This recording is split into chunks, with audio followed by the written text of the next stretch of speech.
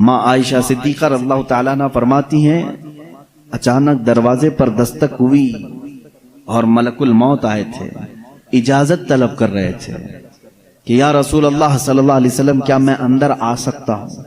حضور اکرم صلی اللہ علیہ وسلم نے فرمایا عائشہ یہ فرشتہ کسی کی بھی روح نکالنے کے لیے اجازت نہیں لیتا، یہ مجھ سے اجازت لیا ہے اور اس کے بعد اب کبھی کسی سے اجازت نہیں لے گا۔ ملک الموت کو بھی یہ حکم تھا اللہ کی طرف سے، نبی اگر اجازت دیں تو روح قبض کرنا۔ پھر وہ کیسے لوگ ہیں جو کہتے ہیں کہ محمد صلی اللہ علیہ وسلم مالک و مختار نہیں تھے؟ مالک و مختار نہیں تھے، یہاں تو روح نکالنے کے لیے بھی اللہ نے پابند کیا ہے ملک الموت کو۔ جو فرشتہ کسی سے نہیں پوچھتا وہ رسول سے پوچھ کر کے حجرے میں آ رہا ہے۔ ملک الموت اسرائیل علیہ السلام نے آپ کی روح پاک کو نہایت ہی ادب و احترام کے ساتھ نکالا اور اپنے رب ذوالجلال کی بارگاہ میں لے کر چل پڑے۔ اللہ کے حبیب صلی اللہ تعالی علیہ وسلم پاکیزگی کی حالت میں تھے، رات کا وقت تھا اگرچہ لیکن چہرہ اسی طرح چاند کی طرح روشن تھا۔ سب سے پہلے حجرے میں داخل ہونے والے سیدنا ابو بکر صدیق رضی اللہ تعالیٰ عنہ، حضرت ابو بکر صدیق رضی اللہ تعالیٰ عنہ تشریف لائے۔ حضور صلی اللہ تعالیٰ علیہ وسلم کو دیکھا، پیشانی مبارکہ نہایت ہی ٹھنڈی تھی۔ آپ نے میرے آقا صلی اللہ علیہ وسلم کے ماتھے کا بوسہ لیا اور کہا اے اللہ کے نبی، جو موت آنی تھی وہ آ گئی، اب اس کے بعد موت کا درد دوبارہ اللہ کبھی آپ کو نہیں دے گا، کبھی دوسری موت آپ پر نہیں آئے گی۔ اس کا مطلب یہ ہے کہ صدیق اکبر کا یہ عقیدہ تھا کہ ایک موت کے بعد میرا نبی اب ہمیشہ کے لیے زندہ ہو گیا ہے، جو موت آنی تھی وہ آ گئی۔ اللہ کے حبیب صلی اللہ علیہ وسلم اس کے بعد برزخی زندگی میں زندہ ہو چکے۔ اب جو معاملات تھے یہ پیر کا دن تھا، پیر کا دن گزر کر رات آئی تھی۔ اب جیسے ہی باہر آ کر کے اعلان ہوا، مسجد نبوی میں صحابہ کھچا کھچ بھرے ہوئے تھے۔ وہ اس لیے نہیں کہ موت کی خبر سننی ہے، بلکہ ہمہ وقت چہرے رسول کی زیارت کے لیے بیٹھے رہتے تھے کہ دروازہ کھلے گا، پردہ ہٹے گا، ہم نبی مکرم صلی اللہ علیہ وسلم کے چہرے کو ایک بار دیکھیں گے۔ وہ صحابہ رات بھر اس حجرے کی طرف دیکھتے رہتے تھے۔ صبح کی اذان ہو جاتی تھی، صبح سے جو بیٹھتے ظہر تک پڑھتے ہوئے رہتے تھے کہ چہرہ انور کی زیارت جس کو وہ عبادت سمجھتے تھے۔ لیکن آج دروازہ کھلا اور صدیق اکبر رضی اللہ تعالیٰ عنہ جیسے ہی آ کر یہ اعلان فرماتے ہیں، گویا کہ صحابہ کے جسموں پر بجلی گر گئی، وہ جہاں تھے وہیں ساکت و جامد رہ گئے۔ ایسی پوزیشن کی تاریخ میں لکھی گئی ہے، مدینے والوں پر ایسی کبھی آفت نہیں آئی جس طرح وفات رسول کی غم کی خبر ان پر آئی تھی۔ صحابہ جہاں تھے وہیں کھڑے رہ گئے، کسی کو کچھ سمجھ میں نہیں آتا۔ حضرت عثمان غنی رضی اللہ تعالیٰ عنہ کا حال یہ تھا کہ وہ زمین پر ایسے بیٹھے رہ گئے کہ کوئی ان کو ہلاتا تو بھی نہیں ہلتے تھے، کبھی ان کو کوئی اٹھاتا تو نہیں اٹھتے تھے۔ رات گزر گئی، صبح کے وقت سیدنا عمر فاروق رضی اللہ تعالیٰ عنہ کا حال تو یہ تھا کہ جیسے ان کو خبر دی گئی وہ اپنی تلوار نکال کر کے مدینے میں باہر گلیوں میں اس طرح گھومتے تھے، جوش سے آوازیں نکالتے تھے، خبردار اگر کسی نے کہہ دیا میرے نبی کا انتقال ہوا ہے میں اس کی گردن مار دوں گا، میں اس کی گردن اڑا دوں گا، میرا آقا و مولا فوت نہیں ہوا ہے، میرے رسول کی وفات نہیں ہوئی ہے، میں اس کی گردن اڑا دوں گا اگر کوئی کہہ دے کہ میرے نبی کا انتقال ہوا ہے۔ وہ ان کا جوش تھا، فرط محبت میں کہے جا رہے تھے۔ لیکن اس پوری سچویشن کو دوسرے روز اگر کسی نے سنبھالا دیا ہے تو صدیق اکبر کی ذات ہے۔ سیدنا ابو بکر صدیق رضی اللہ تعالیٰ عنہ نے سب کو جمع کیا مسجد نبوی شریف میں، صحابہ سے پوچھا کہ تم اب تک کس کی عبادت کرتے تھے، محمد صلی اللہ علیہ وسلم کی یا اللہ کی؟ سن لو، جو محمد صلی اللہ علیہ وسلم کی عبادت کرتے تھے ان کا کام تھا اللہ کی طرف سے وہ آئے اور انہوں نے امانت بندوں تک پہنچائی اور پھر وہ واپس اپنے رفیق اعلیٰ کے پاس چلے گئے۔ تو جو ان کی عبادت کرتا تھا وہ سمجھ لے کہ ان کا انتقال ہو چکا، اور جو اللہ کی عبادت کرتا تھا وہ سمجھ لے اللہ آج بھی زندہ ہے اور ہمیشہ زندہ رہے گا۔ اور آیت کریمہ انہوں نے تلاوت کی، وما محمد الا رسول قد خلت من قبلہ الرسل افئن مات اور یہاں سے کہتے ہیں اللہ تعالیٰ کی آیت پڑھ کر کے، او قتل انقلبتم علی اعقابکم، اللہ نے فرمایا محمد صلی اللہ علیہ وسلم اللہ کے ایک رسول ہیں، ان سے پہلے بھی رسول آئے اور چلے گئے، اگر اس رسول کی وفات کے بعد کوئی منہ پھیر لیا، دین چھوڑ دیا، اللہ فرماتا فلن یضر اللہ، تو اس نے اللہ کا کچھ نہیں بگاڑا، اللہ کا کچھ بھی نقصان نہیں ہوگا، جو کچھ بھی بگڑے گا وہ تمہارا خود کا بگڑے گا۔ رسول کے بعد کوئی بھی منہ نہ پھیرے اس شریعت سے، کوئی اس راستے سے، اس اسلام سے ہٹے نہ۔ یہ صدیق اکبر اللہ تعالیٰ عنہ کا خطبہ تھا، اسی خطبے سے آج تک اسلام زندہ ہے میرے عزیزو۔ اسی لیے اسلام شخصیتوں سے نہیں چلتا ہے۔ آج میں تمہارے سامنے بیٹھا ہوں، اس مسجد کا مصلی میری ذات سے وابستہ نہیں ہے، مجھ جیسے ہزار امام آئیں گے، ہزار مقرر آئیں گے، ہزار علماء آئیں گے، لیکن دین پھلتا ہے، پھولتا ہے۔ رب تعالیٰ اس شجر کو صبح قیامت تک قائم و دائم رکھے گا، اس چراغ کو ہزاروں پھونکنے والے بھی آئیں گے، مگر اللہ اس چراغ کے نور کو صبح قیامت تک زندہ رکھے گا، اس لیے کہ اس اسلام کی پوری ذات کو اللہ رب العزت نے کسی ایک شخص سے نہیں رکھا، بلکہ اس کی حفاظت خود اللہ نے اپنے ذمہ کرم پر رکھی ہے۔ حضور صلی اللہ علیہ وسلم کی وفات کے بعد اب جو معاملات آئے وہ یہی کہ آپ صلی اللہ تعالی علیہ وسلم کی اس تخت کو، اس مصلی کو اب کون سنبھالے گا؟ مصلی سے مراد صرف مسجد میں نماز پڑھانا نہیں ہے، بلکہ پوری امت کی امامت کرنی ہے، ان کی دیکھ بھال بھی کرنی ہے، ان کے بچوں کو بھی، ان کی عورتوں کو بھی، رعایا کو بھی، وزیر و سپاہیوں کو بھی، جنگوں کے معاملات بھی، تجارت کے معاملات بھی، غرضے کے ہر معاملے میں امامت کرنی ہے۔ تو ظاہر سی بات ہے کون ہے جو اس رسول کریم صلی اللہ تعالی علیہ وسلم کے سجادے کو سنبھالے گا؟ اب اسی اسنا میں میٹنگیں ہوئی صحابہ اکرام رضوان اللہ تعالی علیہ مجمعین کی۔ میں بہت ڈیپ میں آپ کو نہیں لے جانا چاہتا، اس لیے کہ مسلمان کو اتنے ڈیپ میں جانے کی ضرورت ہی نہیں، کیونکہ شیطان ورغلاتا ہے۔ کیا کیا ہوا تھا یہ باتیں شیعہ بہت بیان کرتے ہیں۔ بنی ساعدہ مدینے میں ایک کٹا تھا جہاں پر ایک میٹنگ جمع ہوئی، جس میں سب سے پہلے میٹنگ جمانے والے حضرت عمر فاروق تھے رضی اللہ تعالیٰ عنہ۔ سیدنا عمر فاروق رضی اللہ تعالیٰ عنہ نے صحابہ کو جمع کر لیا۔ اب انصار اور مہاجرین دو صحابہ کی جماعتیں ہیں نا، جو مدینے والے تھے وہ انصار ہیں، جو ہجرت کر کے آئے تھے وہ مہاجرین ہیں۔ تو مہاجرین صحابہ اس میں سے سب جمع ہوئے، اکثر جو ہجرت کر کے آئے تھے، اور ادھر انصار صحابہ کی الگ میٹنگ ہو رہی تھی۔ حضرت سعد ابن ابی عبادہ رضی اللہ تعالیٰ عنہ، اور اس میں حضرت سعد جو ہے وہ لیڈنگ کر رہے تھے۔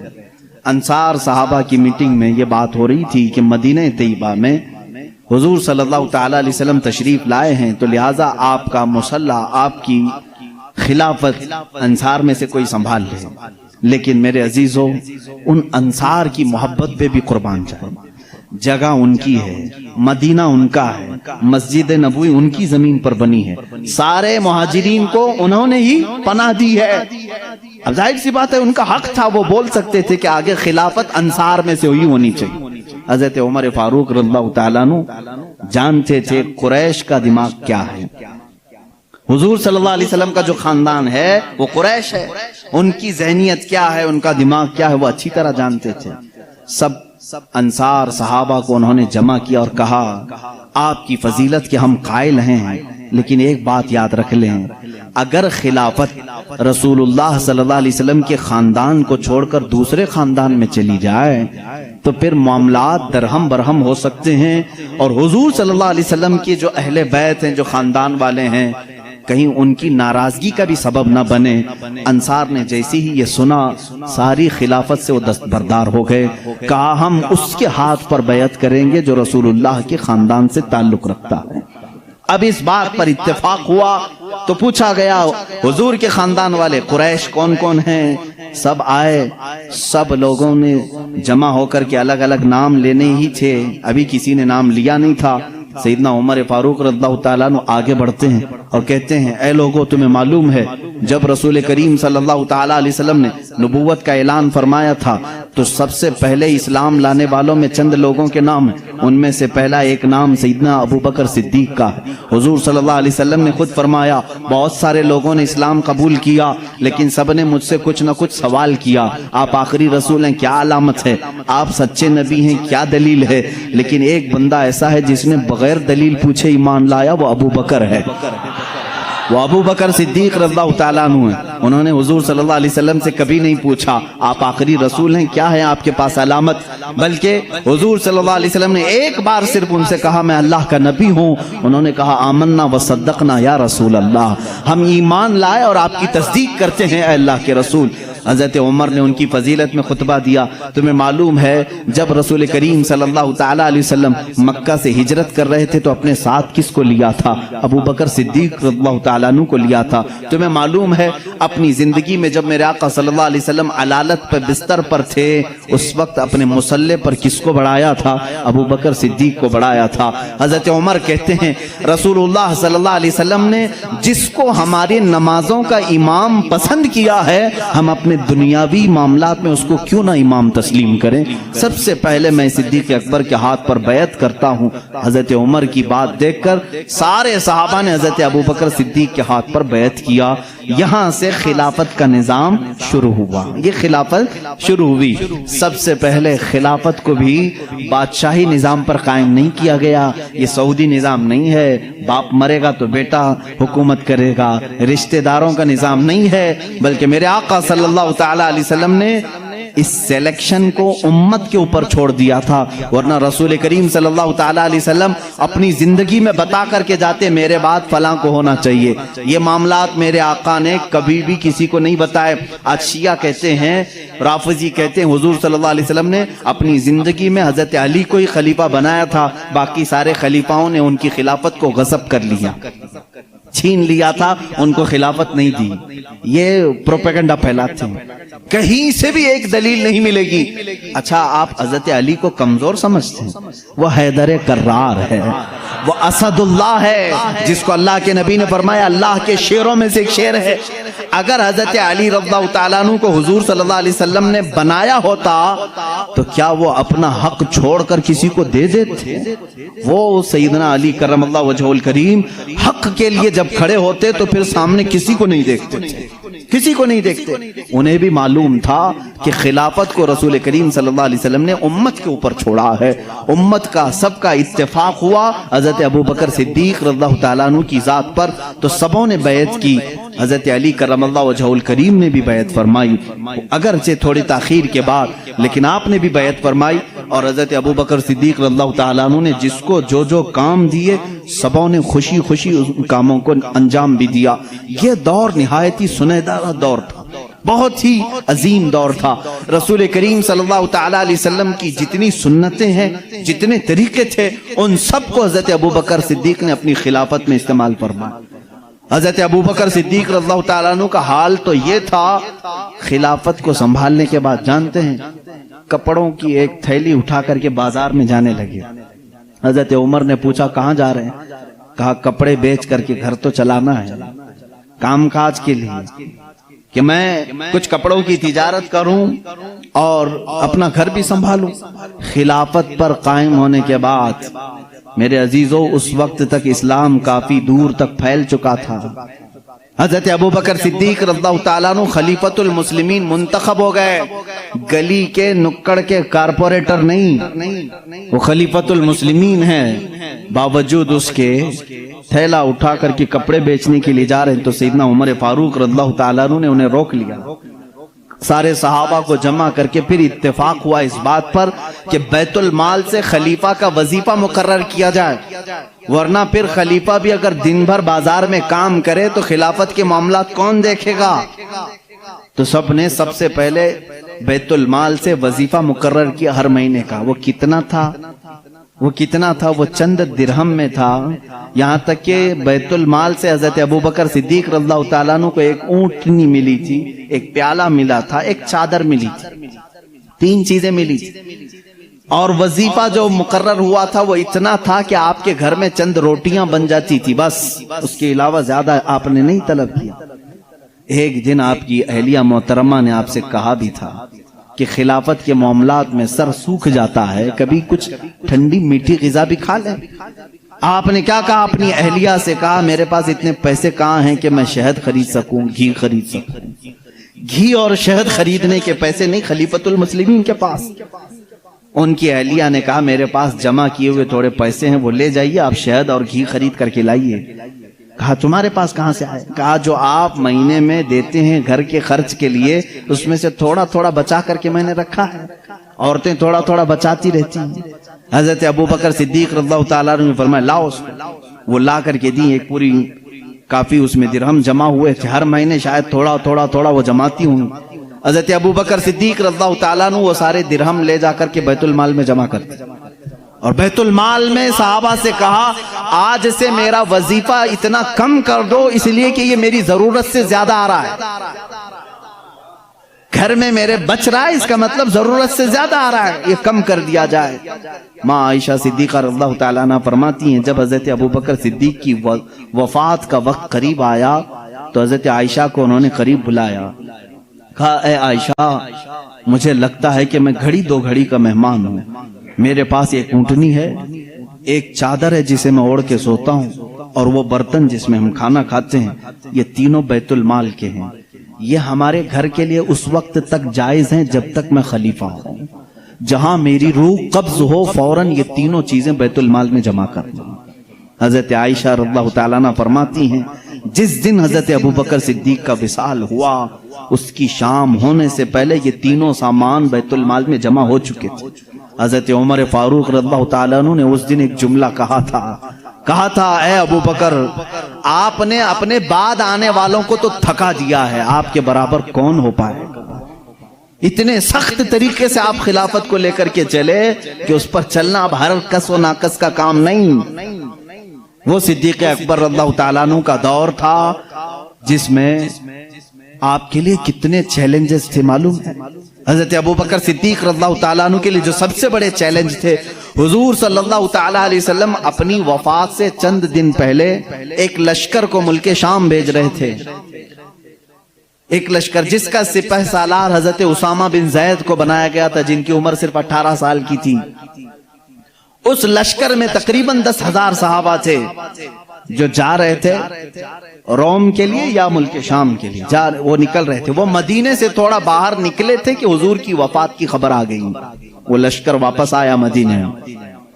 اب حضور صلی اللہ تعالیٰ علیہ وسلم کی تدفین بھی ہو گئی، حضرت ابو بکر خلیفہ بن گئے۔ دوسرا چیلنج آپ کے پاس یہ آیا کہ کچھ لوگ زکوٰۃ دینے سے انکار کر گئے، کہا اب ہم حضور صلی اللہ علیہ وسلم کی وفات کے بعد زکوٰۃ نہیں دیں گے۔ مانعین زکوٰۃ کہتے ہیں وہ لوگ اسلام کے ایک بنیاد کو چھوڑ رہے تھے، کہا حضور جب تک تھے ہم اپنے مالوں کی زکوٰۃ نکالتے تھے، اب نبی نہیں ہیں تو اب زکوٰۃ نہیں دیں گے، یعنی وہ اسلام سے برگشتہ ہو گئے، چھوڑ دیے۔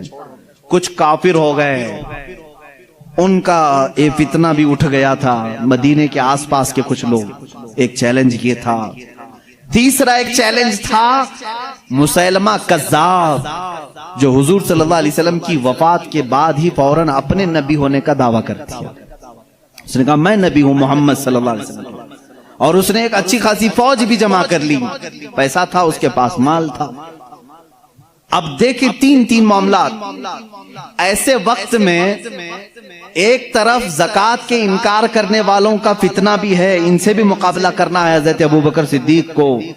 اگر یہ چھوڑ دیا جائے تو یہ سوراخ بعد میں جو ہے نہر بن جائے گی۔ ایک طرف مسیلمہ کذاب جو جھوٹے نبی ہونے کا دعویٰ کر رہا ہے، اس سے بھی مقابلہ کرنا ہے۔ اور صحابہ اکرام ظاہر سی بات ہے دونوں اگر جنگ چھڑتی ہے تو دونوں جگہ فوج کی ضرورت ہے۔ اس اثنا میں حضرت ابو بکر صدیق رضی اللہ تعالیٰ عنہ اسامہ بن زید کو کہتے ہیں جس لشکر میں حضور صلی اللہ علیہ وسلم نے تمہیں روم یا شام بھیجا تھا اس لشکر کو لے کر جاؤ، اس لشکر کو لے کر جاؤ، اس میں 10,000 صحابہ جا رہے ہیں۔ اس وقت حضرت عمر فاروق نے کہا اے امیر المومنین خلیفۃ المسلمین، ایک طرف زکات کے منکرین سر اٹھائے ہوئے ہیں، ایک طرف مسیلمہ کذاب دجال نبوت کا دعویٰ کر بیٹھا ہے۔ ایسے وقت میں آپ اسامہ بن زید کو 10,000 کا لشکر دے کر اس جگہ بھیج رہے ہیں۔ اس جنگ کو کینسل کر دیں، ابھی اس کو رکوا دیں، یہاں صحابہ کی ضرورت پڑے گی۔ حضرت ابوبکر کی بات دیکھیں، کہتے ہیں اے عمر تمہاری بات صحیح ہے، لیکن میں اس لشکر کو نہیں لوٹا سکتا جس کو رسول اللہ نے روانہ کیا تھا۔ حضور اکرم صلی اللہ علیہ وسلم اپنی زندگی کے آخری لمحات میں جو لشکر بھیجے تھے وہ اسامہ بن زید کا لشکر تھا۔ یا اور بات ہے کہ حضور کی وفات کی خبر سن کر کے وہ مدینے آئے ہیں، لیکن اس لشکر کو روکا نہیں جائے گا، اگرچہ زکات کے منکرین اور مسیلمہ کذاب سے لڑنے میں ہمارے جسموں کے چتڑے بھی اڑ جائیں، میں اس لشکر کو نہیں روکوں گا۔ اسامہ بن زید رضی اللہ تعالیٰ عنہ کو بٹھایا اور بھیج دیا۔ وہ صحابہ جو اس لشکر میں تھے سب کو بھیجا کہ یہ میرے نبی کی آخری خواہش تھی، آخری زمانے میں میرے آقا نے روانہ کیا تھا۔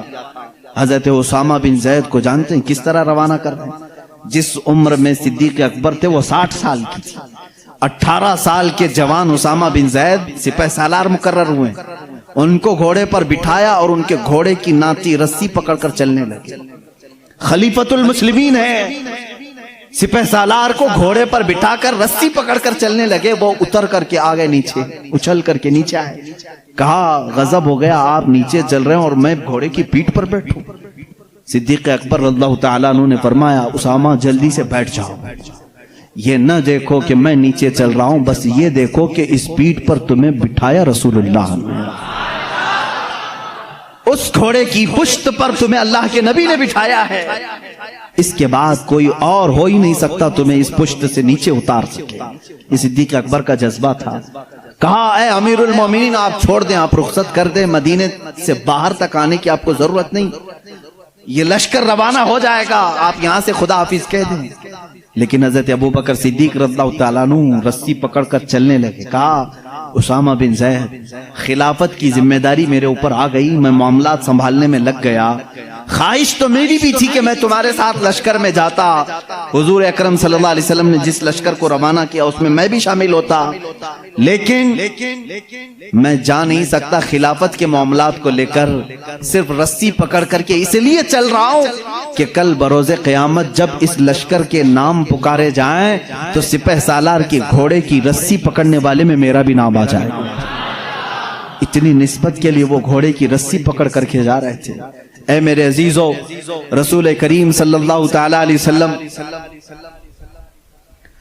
اللہ کے حبیب صلی اللہ تعالی علیہ وسلم سے جانثاری کا جو جذبہ تھا وہ صدیق اکبر رضی اللہ تعالیٰ عنہ کے جسم اقدس میں بدرز آتم موجود تھا۔ آپ کی خلافت کے پورے معاملات میں بیان نہیں کر سکوں گا، اس لیے کہ آج میں نے چاروں خلفاء کو ذکر کیا ہے۔ ظاہر سی بات ہے، آپ جانتے ہیں وقت بہت تیزی سے گزرتا ہے، اور ہم اس سے پہلے ایک ایک خلیفہ کی زندگی پر ایک ایک دن پورا بیان کرتے تھے۔ حضرت ابوبکر صدیق رضی اللہ تعالیٰ عنہ کے روشن فتوحات میں سے یہ ہے، اسامہ بن زید کو بھیجا، یہ بھی فتح پا کر کے واپس لوٹے اور بہت سارا مال غنیمت لے کر کے آئے، اور ایک فوج مسیلمہ کذاب سے لڑنے کے لیے بھیجی، مسیلمہ کذاب کو بھی قتل کر کے وہ صحابہ آئے جھوٹے نبی کو، ایک فوج مانعین زکات کے پیچھے بھیجی، ان کا بھی خاتمہ کر کے وہ مدینے آئے۔ صرف ایک سال کے اندر صدیق اکبر رضی اللہ تعالیٰ عنہ نے ساری شورشوں کو، سارے فتنوں کو سب ختم کر دیا تھا۔ اس وقت صدیق اکبر کے جذبے کو دیکھنے کا مقام تھا، اس لیے کہ ایمان اتنا مضبوط تھا حضرت ابوبکر کا، وہ اللہ کی ذات پر ایسا توکل کرتے تھے، خود بیان کرتے ہیں میں پہلے کبھی کبھار ڈرتا تھا۔ ایک مرتبہ کی بات ہے جب غار ثور میں میرے آقا صلی اللہ تعالی علیہ وسلم آرام فرمانے کے لیے اندر آئے، حضور سیدنا صدیق اکبر نے اپنے کپڑے پھاڑ پھاڑ کر کے اس غار کو اندر سے بند کر دیا تھا کہ کوئی کیڑا مکوڑا اندر آ کر کے میرے آقا کو گزن نہ پہنچا سکے، لیکن ایک سانپ آپ کو ڈس کر کے اندر آ گیا، آپ کی ایڑی جہاں لگی تھی ایک سوراخ پر اس کو ڈس کر کے اندر آیا۔ صدیق اکبر رضی اللہ تعالیٰ عنہ اس پورے واقعے کے گواہ ہیں، آپ خود بیان فرمائے ہیں وہ سانپ حضور صلی اللہ علیہ وسلم کی زیارت کے لیے آیا تھا، وہ دیکھا حضور کو ڈسنے کے لیے نہیں، وہ دیکھ کر کے واپس چلا گیا، اور صدیق اکبر رضی اللہ تعالیٰ عنہ کے قدم پاک پر حضور اکرم صلی اللہ تعالیٰ علیہ وسلم نے اپنا لعاب پاک لگایا، شفا یابی ملی۔ حضرت ابوبکر فرماتے ہیں مجھے زندگی پر احساس ہی نہیں تھا کہ اس پیر میں سانپ نے کاٹا تھا کہ اس پیر میں کاٹا تھا، لیکن خوف کس بات کا تھا، مکہ کے کفار ڈھونڈتے ڈھونڈتے اس غار تک بھی آ گئے تھے، ان کے پیر ہمیں اندر سے نظر آنے لگ گئے۔ میں نے کہا یا رسول اللہ اب کیا ہوگا، اب کیا ہوگا؟ مشرکین مکہ ڈھونڈتے ڈھونڈتے غار کے منہ تک آ گئے تھے۔ وہ 3000 فٹ اونچا، تقریباً 5000 فٹ اونچا پہاڑ ہے۔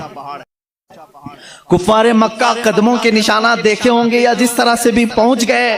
حضرت ابوبکر صدیق فرماتے ہیں دل کی دھڑکنیں بڑھ گئی تھی، میں نے صرف اتنا کہا اب کیا ہوگا یا رسول اللہ صلی اللہ تعالیٰ علیہ وسلم۔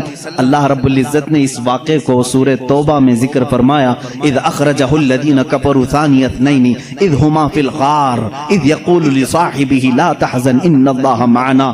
یاد کرو اس دن کو جب دو میں سے ایک نے کہا غار میں کہ ہمارے ساتھ کیا ہوگا، تو دوسرے صاحب نے کہا، کس نے؟ اللہ کے رسول نے حضرت ابوبکر صدیق کے سینے پر ہاتھ رکھا، صرف ایک جملہ فرمایا، لا تحزن ان اللہ معنا، گھبرا مت ابوبکر اللہ ہمارے ساتھ ہے۔ اس جملے کی معنویت اور اس کی تقویت اور اس کی عظمت اتنی بڑی ہے، میں سمجھتا ہوں کہ مسلمان اس ایک جملے سے آسانی سے زندگی گزار سکتا ہے۔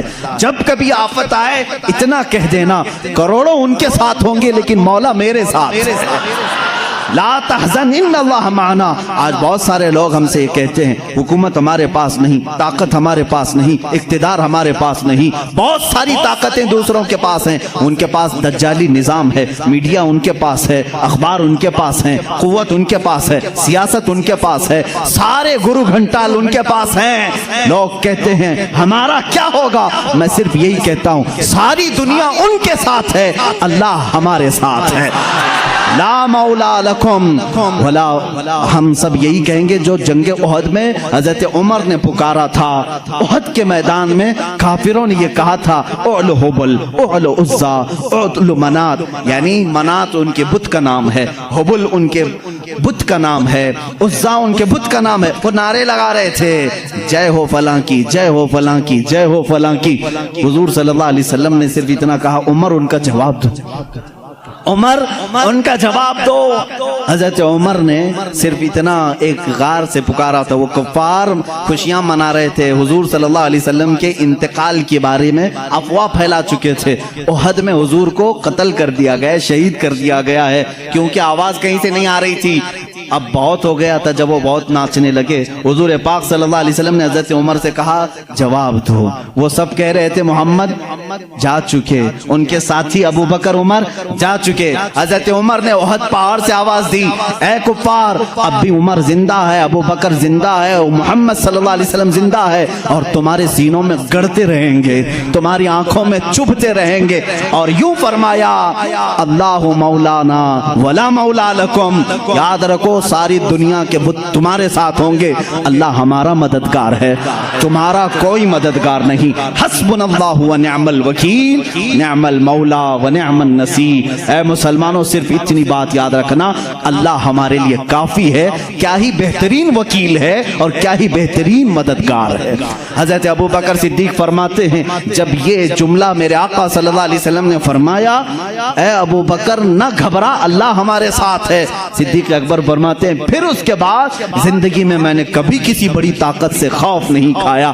حضرت ابوبکر کا ہی وہ معاملہ ہے، یہودیوں کے ایک 50,000 کے مجمع میں، 50,000 کا مجمع ہے، سٹیج پر کھڑے ہو کر کے ایک یہودی عالم کہہ رہا تھا مسلمانوں کا خدا غریب ہے اور مسلمانوں سے وہ قرضہ مانگتا ہے۔ قرآن کی ایک آیت کا وہ مذاق اڑا رہا تھا۔ اللہ تعالیٰ نے قرآن میں فرمایا من ذا الذی یقرض اللہ قرضا حسنا، کون ہے جو اللہ کو قرض حسن دے گا؟ یہاں قرض حسن سے مراد تم نیکیاں اللہ کو قرض میں دو، اللہ جنت تمہیں بدلے میں دے گا. لیکن وہ یہودی مذاق اڑا رہا تھا، مسلمانوں کا خدا تو دیکھو غریب ہے، مسلمانوں سے قرضہ مانگ رہا ہے. صدیق اکبر سے برداشت نہیں ہوا، مجمع میں تھے، ممبر پر کھڑے ہو گئے اسٹیج پر، اس کا دامن پکڑا اور 2 تھپڑ رسید کر دی. مجمع ان کا ہے، پبلک ان کی ہے، مار توڑ ہو سکتی تھی، لیکن اس وقت بھی صدیق اکبر کا ایمان تھا. 50,000 ان کے ساتھ ہے مگر قوت پروردگار میرے ساتھ ہے. یہ توکل کا اعلیٰ مقام تھا. اس وقت صدیق اکبر رضی اللہ تعالیٰ عنہ کو ان لوگوں نے پکڑ لیا اور کہا اس کو یہاں نہیں ماریں گے، اس کے نبی کے پاس لے جائیں گے. اور وہاں آئے حضرت ابوبکر کے بارے میں ان سبوں نے کہا ابوبکر کیسا بندہ ہے تمہارا، یہ ہمارے عالم کے ساتھ بدتمیزی کیا ہے. پورے مجمع میں آ کر کے ہمارا عالم خدا کی شان بیان کر رہا تھا، مسلمانوں کی اچھائیاں بیان کر رہا تھا. ہمارا عالم کہہ رہا تھا اللہ غنی ہے اور مسلمان فقیر ہیں، اور اتنی بات پر ابوبکر نے تماچا مار دیا. جھوٹ کہا انہوں نے، بدل دیا. 50,000 کا مجمع جو کرتا تھا وہی کام آج کا میڈیا بھی کرتا ہے، وہی کام کرتے، پورے کے پورے بدل دیں. حقیقت کیا ہے اس کو بدل دو، کیونکہ گواہ ان کے، مقدمہ ان کا، جج بھی ان کا، کورٹ بھی ان کی، سب ان کا ہے. لیکن یاد رکھنا مسلمانوں، سارے گواہ ان کے ہوں، جج ان کا بکا ہوا کیوں نہ ہو، لیکن اللہ ہمارے ساتھ ہے، اللہ ہمارے ساتھ ہے. صدیق اکبر خوف نہیں کھائے. معاملہ یہاں تک پہنچا، کورٹ رسول اللہ صلی اللہ علیہ وسلم کے پاس آ گئے. سبوں نے کہا، صدیق نے، ابوبکر نے تماچا لگایا حق بات پر. حضرت ابوبکر سے حضور نے پوچھا اتنی بات پر تم نے مارا؟ حضرت ابوبکر نے کہا نہ، یہ جھوٹ بول رہے ہیں، یہ اللہ کی شان میں گستاخی کر رہے تھے، اللہ کو فقیر کہہ رہے تھے، مسلمانوں کو امیر کہہ رہے تھے. کہہ رہا تھا یہ ظالم کہ اللہ ان کا غریب ہے، قرضہ مانگتا ہے، اس لیے مجھے برداشت نہیں ہوا، مارا میں نے. حضور صلی اللہ علیہ وسلم نے پوچھا ان لوگوں سے کیا ابوبکر صحیح کہہ رہے ہیں؟ انہوں نے کہا نہیں، یہ جھوٹ کہہ رہے ہیں، گواہ ہمارے پاس. یہودی عالم نے 1 گواہ سامنے کیا، 2 کیا، 3 کیا، 4 کیا، 10 گواہ لایا، کیونکہ جھوٹے جھوٹے ہی ہیں. جھوٹوں نے جھوٹوں سے کہا کہ جھوٹ مت بولنا. ابھی مرحوم راحت صاحب کا شاید جہاں تک ہے، شعر و شاعری سے میرا زیادہ شغف نہیں ہے، یہ اسی طرح کے یہودی تھے جو یہ کہتے تھے جھوٹوں نے جھوٹوں سے کہا ہے جھوٹ مت بولنا. وہ اسی طرح کا مجمع، سب جمع ہوئے اور گواہی دے رہے ہیں صدیق اکبر کے خلاف. حضور صلی اللہ تعالیٰ علیہ وسلم عدل و انصاف کے پیکر تھے. آپ صلی اللہ علیہ وسلم نے پوچھا ابوبکر تمہارا بھی کوئی گواہ ہے؟ تم جو بول رہے ہو اس کا بھی کوئی گواہ ہے؟ آپ کا گردن جھک گئی. کہا یا رسول اللہ اس مجمع میں میرے علاوہ کوئی دوسرا تھا نہیں، تھے تو یہی سب، یہ جھوٹ بول رہے ہیں، اب میں کیا کروں؟ عدالت ایویڈنس پر چلتی ہے نا، ثبوت پر چلتی ہے. حضور اکرم صلی اللہ علیہ وسلم نے فرمایا ابوبکر تیرا کوئی گواہ نہیں، ان کے پاس اتنے گواہ ہیں. ابھی یہ بات چل رہی تھی، جبرائیل امین آیت لے کر کے آ گئے، وہی اترنے کے آثار آئے. رسول کریم صلی اللہ علیہ وسلم کے پاس آیت نازل ہوئی، لقد سمع اللہ قول الذین قالوا ان اللہ فقیر ونحن اغنیاء. اے اللہ کے رسول، اللہ گواہی دیتا ہے یہ سارے یہودی کہہ رہے تھے اللہ فقیر ہے اور مسلمان غنی ہیں. صدیق اکبر نے جھوٹ نہیں کہا، ان کی گواہی کے لیے اللہ کافی ہے، اللہ کافی. اللہ تعالیٰ کی طرف سے آیت آئی، کیا صدیق کی شان ہے، تم اکیلے ہو مگر گواہی کے لیے رب تمہارے ساتھ ہے، اللہ تمہارے ساتھ. مسلمانوں گھبرانا نہ، غم نہ کرو. اگر کسی موقع پر تنہا ہو گئے انتظار کرنا، اگرچہ آج آیتیں نہیں اترتی لیکن مولا کا عذاب تو ضرور آ ہی سکتا ہے. بنا لو تم جو کچھ بھی کرنا ہے، بنا لو. مسلمانوں کے چہرے کھود ڈالو، مسلمانوں کی گردنیں اکھاڑ دو، مسلمانوں کی عزتوں کے ساتھ کھلواڑ کرو، مسجدوں کو تہس نہس کرو. تم کیا سمجھتے ہو زمین تمہارے باپ کی ہے؟ یہ اللہ کی زمین ہے، یہ اللہ کی زمین ہے. ان الارض یورثها، اللہ تعالیٰ اپنی زمین کا وارث جسے چاہتا ہے بناتا ہے. یہ اور بات ہے کہ ہم آج عمل کے کچے ہو چکے ہیں، ہم نے خود مسجدوں سے منہ موڑ لیا تھا. ہو سکتا ہے ہمارے مولا نے ہم سے مسجدیں لے کر ان کو دی ہوں، مگر میں جانتا ہوں مسجد کی وہ سرزمین تحت الثری سے لے کر عرش اعظم تک مسجد ہی رہے گی اور رب ذوالجلال کے ہاں فیصلہ تو ہوگا. تم اگرچہ عدالتوں کو خرید سکو تو خرید لو، لیکن ایک دن وہ آئے گا جب آواز آئے گی لمن الملک اليوم، آج کی بادشاہت کس کی ہے، آج کی حکومت کس کی ہے؟ پھر جواب بھی آئے گا للہ الواحد القہار، قہر کرنے والے ایک خدا کی آج حکومت ہے۔ آؤ اللہ تعالیٰ اس دن آواز دے گا این الجبابرہ این المتکبرون، کہاں ہے وہ ظالم و جابر، کہاں ہے وہ گھمنڈی لوگ؟ آ جاؤ اللہ کی بارگاہ میں۔ ان کو کہا جائے گا ان کی حیثیت چونٹی کی بناؤ اور ان کو پورے اہل محشر اپنے پیروں سے رون کر کے بتائیں، تاکہ تمہارے تخت کی کوئی حیثیت نہیں۔ حقیقت میں اللہ رب العزت کی شریعت قیامت کے دن نافذ ہوگی۔ ہم تو اس انتظار میں کٹ جائے گی زندگی۔ اب بات مجھے صدیق اکبر کی ذات سے یہ کہنی ہے، میں مسلمانوں کو توکل دینا چاہتا ہوں، یقین دینا چاہتا ہوں، گھبراؤ نہیں۔ ساری چیزیں بھی چھن جائیں تو تمہارے ایمان کو کوئی چھین نہیں سکتا جب تک تم اپنے ہاتھوں سے اسے بیچ نہیں دیتے۔ اللہ رب العزت تمہارا حامی ناصر مددگار ہے۔ اس نے قرآن میں کئی جگہوں پر وعدہ فرمایا کان حقا علینا نصر المؤمنین، اللہ فرماتا میں نے اپنے اوپر لازم کر لیا ہے، مدد کروں گا تو مومنین کی مدد کروں گا، مدد کروں گا تو مومنین کی مدد کروں گا۔ میرے عزیزو آج بھی مدد ہی تو ہے، مدد ہی تو ہے۔ الحمدللہ ہم تعداد میں اب گرچہ تھوڑے ہیں لیکن ہماری حیثیت ایسی ہے 32 دانتوں کے بیچ میں ایک زبان کبھی کسی دانت سے دبتی بھی نہیں ہے، کٹتی بھی نہیں ہے۔ اللہ بس ایسے ہی اس زبان کی حفاظت فرمائے۔ صدیق اکبر رضی اللہ تعالیٰ عنہ کے ایمان کا معاملہ تو یہ تھا، حضور صلی اللہ علیہ وسلم کے بعد وہ کسی کو بھی عزیز نہیں رکھتے، حضور سب سے اول درجے پر، حتیٰ کہ اپنی بیٹی سیدہ عائشہ صدیقہ رضی اللہ تعالیٰ عنہ، ایک بار حضور صلی اللہ تعالیٰ علیہ وسلم ان کے ساتھ بیٹھے حجرے میں، بات تیزی سے ہو رہی تھی، صدیق اکبر داخل ہو گئے اور ہاتھ تک اٹھا دیا، حضرت عائشہ صدیقہ سے کہا خبردار، تجھے معلوم ہے تم کس سے بات کر رہی ہو؟ شوہر ہیں لیکن اللہ کے رسول ہیں۔ حضور صلی اللہ علیہ وسلم نے حضرت ابوبکر کو روک لیا، یہ ہمارا معاملہ ہے، یہ ہمارا معاملہ ہے۔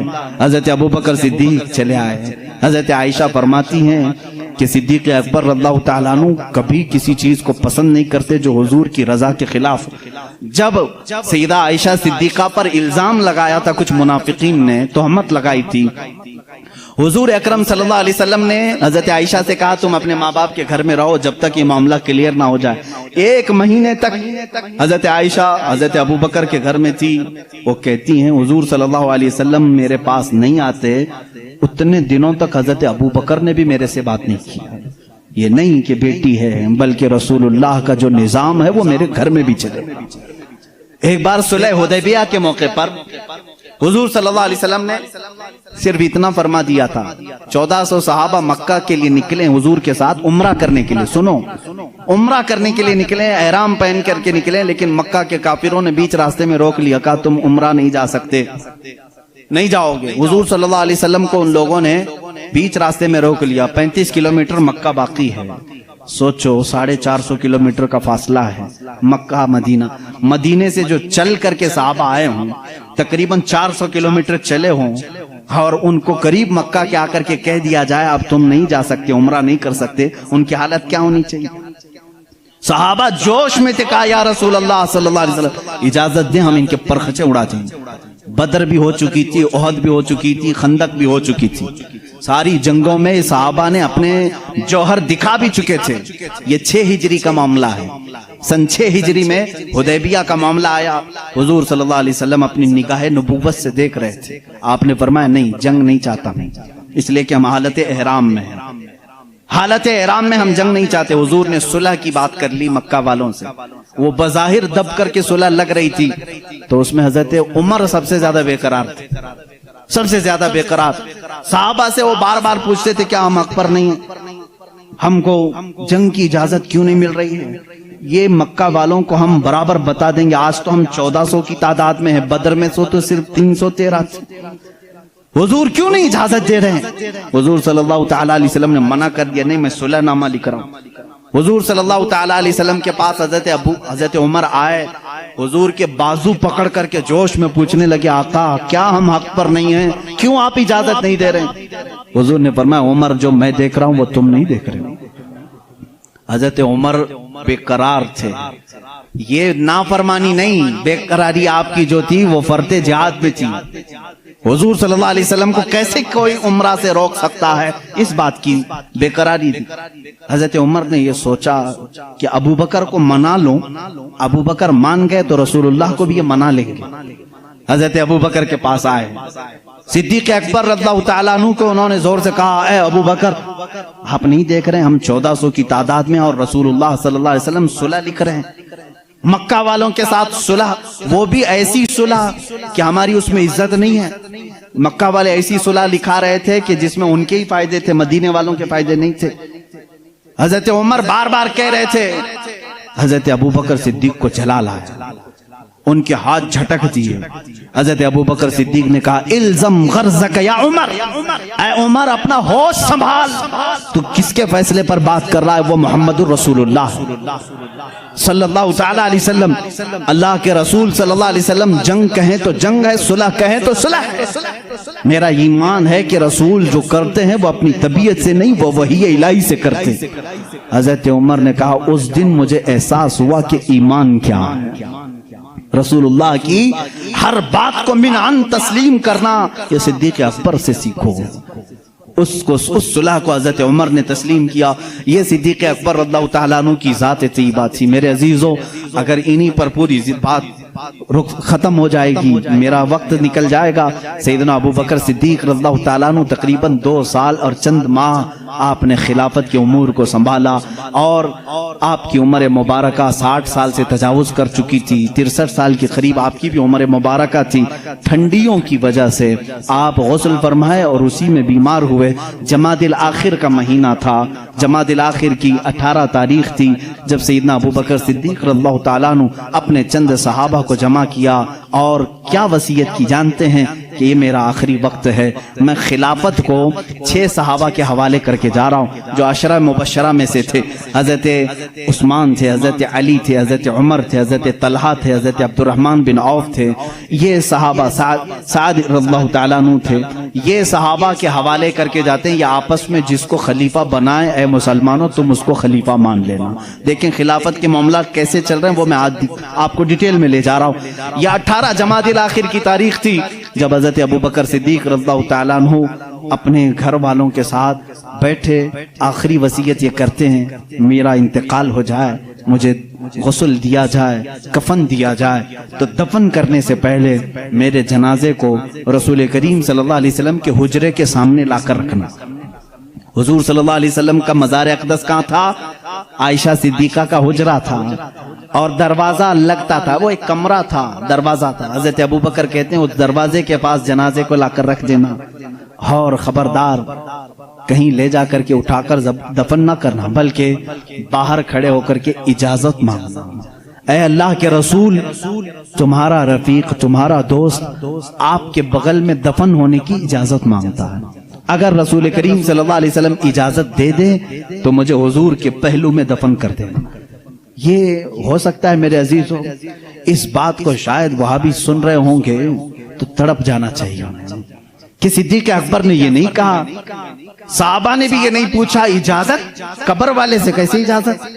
وہ رسول پاک قبر میں ہے، اور کہنے والا کوئی عام آدمی نہیں، ابو بکر صدیق ہے، خلیفۃ المسلمین ہے رضی اللہ عنہ۔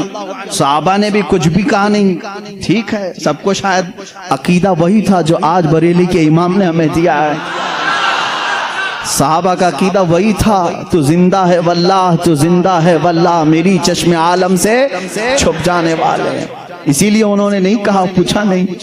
وفات ہو گئی، غسل کے بعد، تجہیز تکفین کے بعد جنازہ لایا گیا، اور ان کے مطابق صحابہ نے دروازے کے باہر کھڑے ہو کر کے پوچھا بھی، اے اللہ کے رسول، آپ کا رفیق، آپ کا خلیل، آپ کا یار غار آپ کے پہلو میں دفن ہونا چاہتا ہے۔ صحابہ کا عقیدہ دیکھو، ملاحظہ کرو۔ اس وقت فرماتے ہیں صحابہ باہر تھے، اچانک دروازے کی چٹخنی کھلی، دروازہ کھل گیا، قبر اطہر سے آواز آئی، ادخل الحبیب الی الحبیب، حبیب کو حبیب کے ساتھ داخل کرو۔ عزیزان گرامی، رسول کریم صلی اللہ تعالی علیہ وسلم کی اس आवाज को कौन नहीं पहचानता था। सिद्दीक अकबर रज़ियल्लाहु ताला अन्हु को इजाजत के बाद दफन किया गया है। हुजूर अकरम सल्लल्लाहु ताला अलैहि वसल्लम के पहलू में वो आराम फरमाए हैं। सिद्दीक अकबर की क्या जात है मेरे अजीजों, दुनिया में थे तो रसूल के साथ रहे, कब्र में हैं तो रसूल के साथ हैं। मेरे आका ने फरमाया क़यामत की सूर फूंकने के बाद दुनिया की सरजमीन से सबसे पहले उठने वाला मैं होऊंगा, दूसरे नंबर पर अबू बकर सिद्दीक होंगे, तीसरे हजरत उमर होंगे। हुजूर खुद फरमाते हैं ऐ लोगों तुम्हें मालूम है महशर के मैदान में मैं किस तरह से आऊंगा। मेरे आका फरमाते हैं मैं अपनी कब्र से उठूंगा, अबू बकर व उमर उठेंगे, मैं दोनों के हाथों पर कंधे, दोनों के कंधों पर अपना हाथ रख करके मैदान महशर में आऊंगा। अल्लाह अल्लाह, वो जलवा कैसे होगा जब एक वजीर इस तरफ हो, दूसरा वजीर उस तरफ हो, बादशाह हिकमत बीच में हो। वो क़यामत के दिन है। इसीलिए मेरे अजीजों रसूल करीम सल्लल्लाहु ताला अलैहि वसल्लम की बादशाहत आज भी है या नहीं? बादशाह किसको तस्लीम करते हो? बादशाह किसको मानते हो? रसूल करीम सल्लल्लाहु अलैहि वसल्लम को। एक मुहक्किक ने बड़े अच्छे अंदाज में मुझसे एक बात कही थी कि दुनिया का निजाम है कि जब बादशाह कुर्सी पे होता है तो वजीर उसके पहलू में होते हैं। वजीर इधर है, इधर कोई वजीर बैठा है। बादशाह जब उठ के चला गया तो वजीर भी चले जाते हैं, वजीरों की कुर्सियां भी खाली होती। बादशाह जब तक बैठा है वजीर भी बैठे हुए हैं। जब तक बादशाह कुर्सी पर है वजीर भी हैं। वजीरों का अगल बगल होना भी इस बात की अलामत है कि निजाम सल्तनत चल रहा है, निजाम सल्तनत चल रहा है। ऐ लोगों तुम किस खाम ख्याली में हो? क्यों किसी की जय विजय पुकारते हो? क्यों किसी को बादशाह तस्लीम करते हो?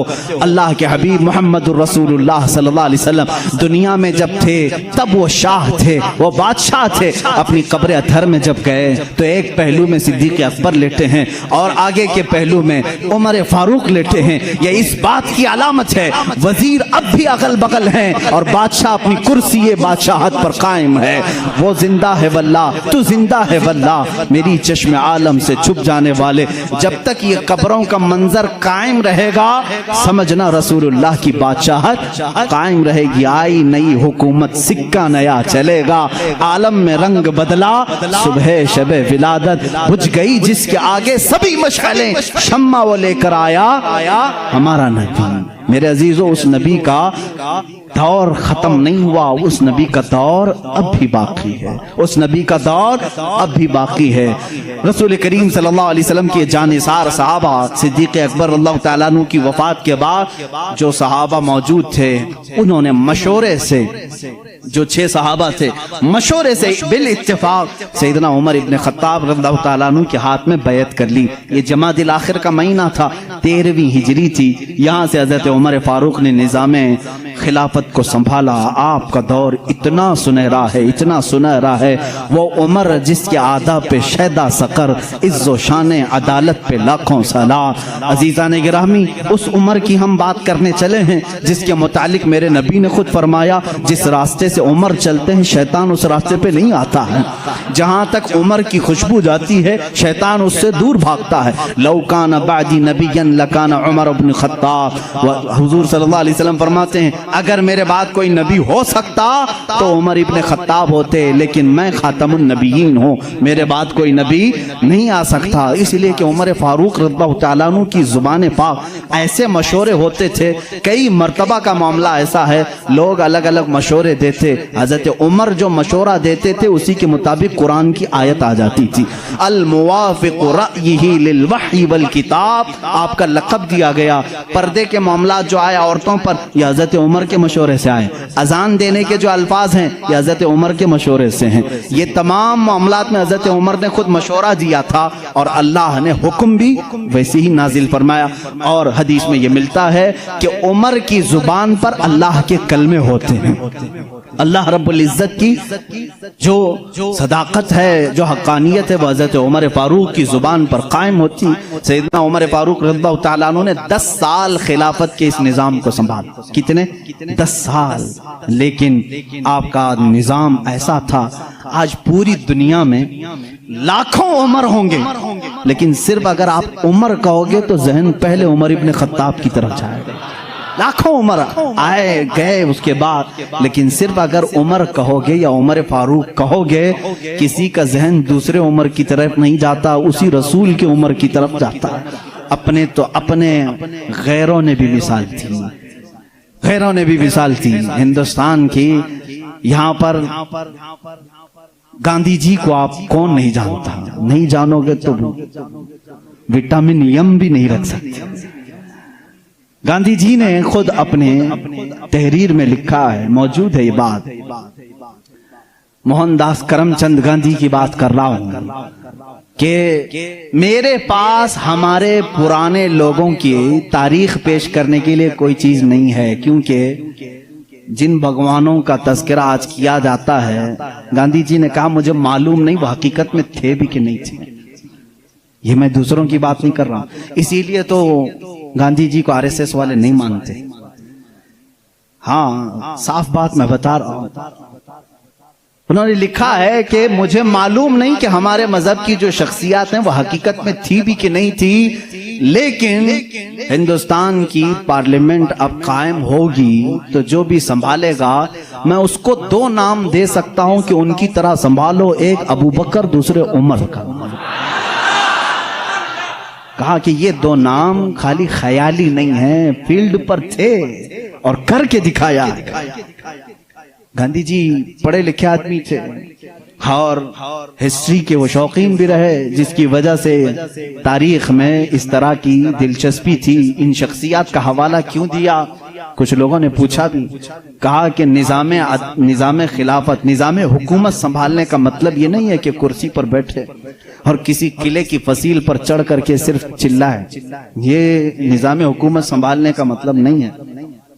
نظام حکومت سنبھالنا اگر چاہتے ہو، تمہیں اگر کرسی پر بٹھایا گیا ہے تو دوسری سب سے بڑی تمہاری ذمہ داری کیا ہوتی ہے؟ وہ یہ دو خلیفہ کی زندگی میں دیکھو۔ حضرت عمر کہتے ہیں میں ڈھونڈ کر کے غریبوں کی مدد کرنا چاہتا تھا، جو بے کس ہے، جو مجبور ہے۔ مجھے مدینے میں ایک بوڑھی ایسی ملی جس کا کوئی نہیں تھا، وہ غریب بھی تھی، لاچار تھی۔ حضرت عمر کہتے ہیں میں نے سوچا اس بوڑھی کی خدمت کروں گا اس کے گھر میں جا کر کے، لیکن کسی کو پتہ نہ چلے۔ حضرت عمر کہتے ہیں میں صبح جب گیا اس کے گھر پر، اس کے گھر کا کچرا پورا صاف تھا، برتن دھوئے ہوئے تھے، اس کا بستر جھاڑا ہوا، لیکن وہ عورت اپنے بستر سے اٹھنے کے بھی قابل نہیں تھی، بوڑھی عورت تھی۔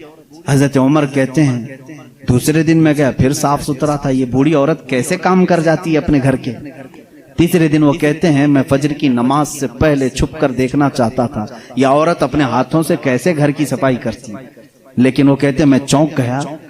دروازے پر ایک کوئی شخص آیا، کمبل اوڑے ہوئے، جلدی جلدی جھاڑو جھاڑ رہا ہے، برتن مانج رہا ہے، بستر سلیقے سے لگا رہا ہے۔ اذان ہوئی اور فوراً باہر نکلا۔ حضرت عمر کہتے ہیں میں اس پر اسرار خادم کو دیکھنے کے لیے آگے بڑھا، کمبل اٹھایا تو وہ صدیق اکبر تھے، خلیفۃ المسلمین، وقت کا خلیفہ۔ اسی لیے تو غیروں نے متاثر ہو کر کے کہا دن میں اگر وہ نظام خلافت سنبھالتے تھے تو رات کو اپنی رعایا کی خبر گیری بھی کرتے تھے، رات کو اپنی رعایا کی خبر گیری کرتے تھے۔ یہی حال سیدنا عمر ابن خطاب کا ہے۔ حضرت عمر رضی اللہ تعالیٰ عنہ گشت کرتے تھے مدینے کی گلیوں میں۔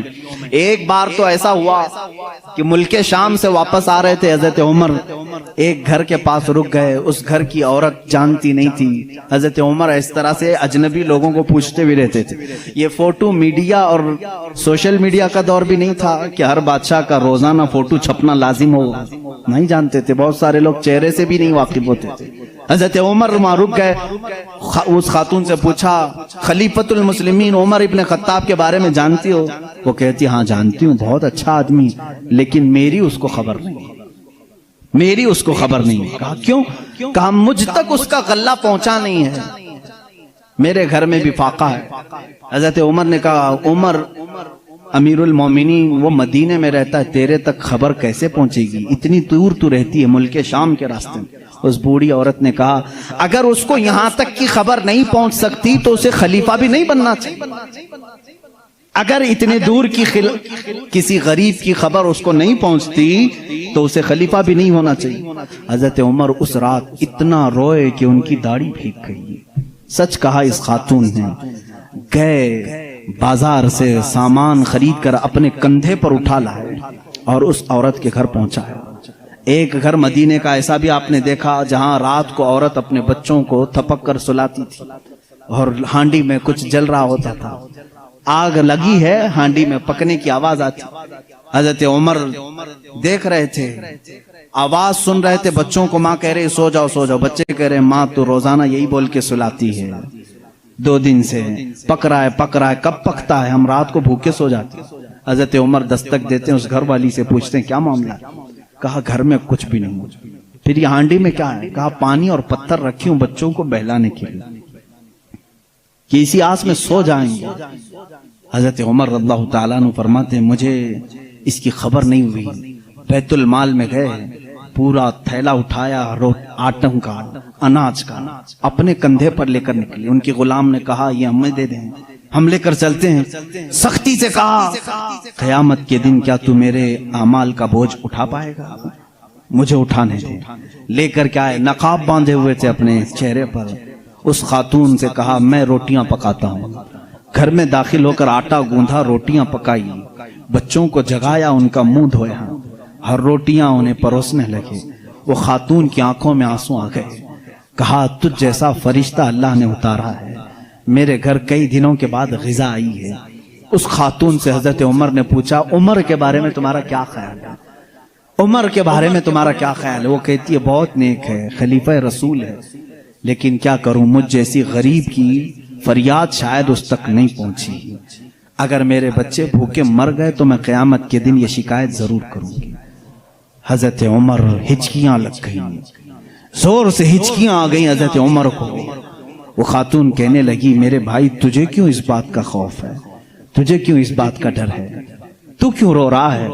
حضرت عمر جن کی آنکھیں لال ہو چکی تھی، غم کی وجہ سے بدن پہ کپ کپی تھی، نقاب ہٹایا، اس خاتون کو کہا عمر ابن خطاب میں ہی ہوں۔ وہ خاتون مچل گئی اور کہا اے رب ذوالجلال تو گواہ ہو جا، میں عمر کی یہاں پر بھی گواہی دیتا ہوں اور قیامت کے دن بھی گواہی دوں گی کہ اگر کسی غریب کی خبر گیری کوئی کر سکتا ہے تو وہ عمر ابن خطاب ہے۔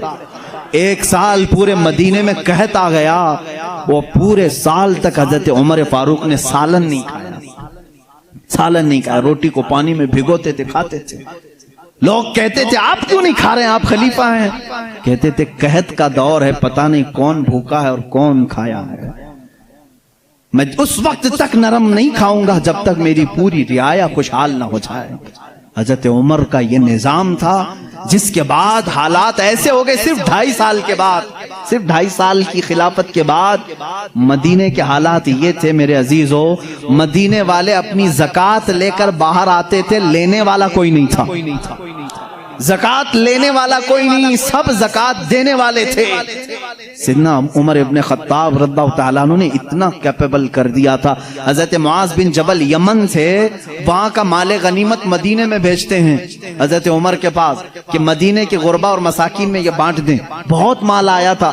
حضرت عمر نے وہ زکوٰۃ کے مال کو حضرت معاذ بن جبل پر یہ کہہ کر کے واپس کر دیا مدینے میں اب کوئی فقیر نہیں رہ گیا، سب زکوٰۃ نکالتے ہیں، اس کا کوئی مستحق نہیں، یمن میں ہی بانٹ دو۔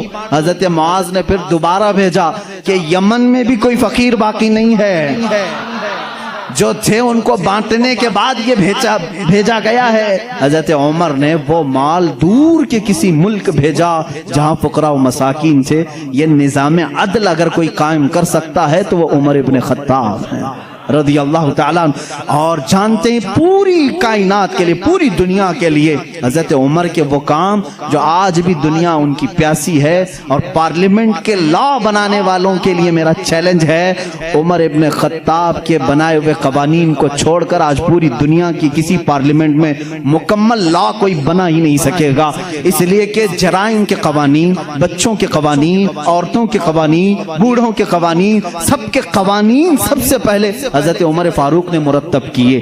اور جانتے ہیں یہ لے آؤٹ بنانے والا سسٹم ڈیولپ کرنے والا سسٹم، سٹی بنانے کا پلان سیدنا عمر فاروق کا دیا ہوا ہے. سب سے پہلے بصرہ اور کوفہ آپ نے بنایا تھا، یعنی ماسٹر پلاننگ کے ساتھ سٹی بنائی گئی.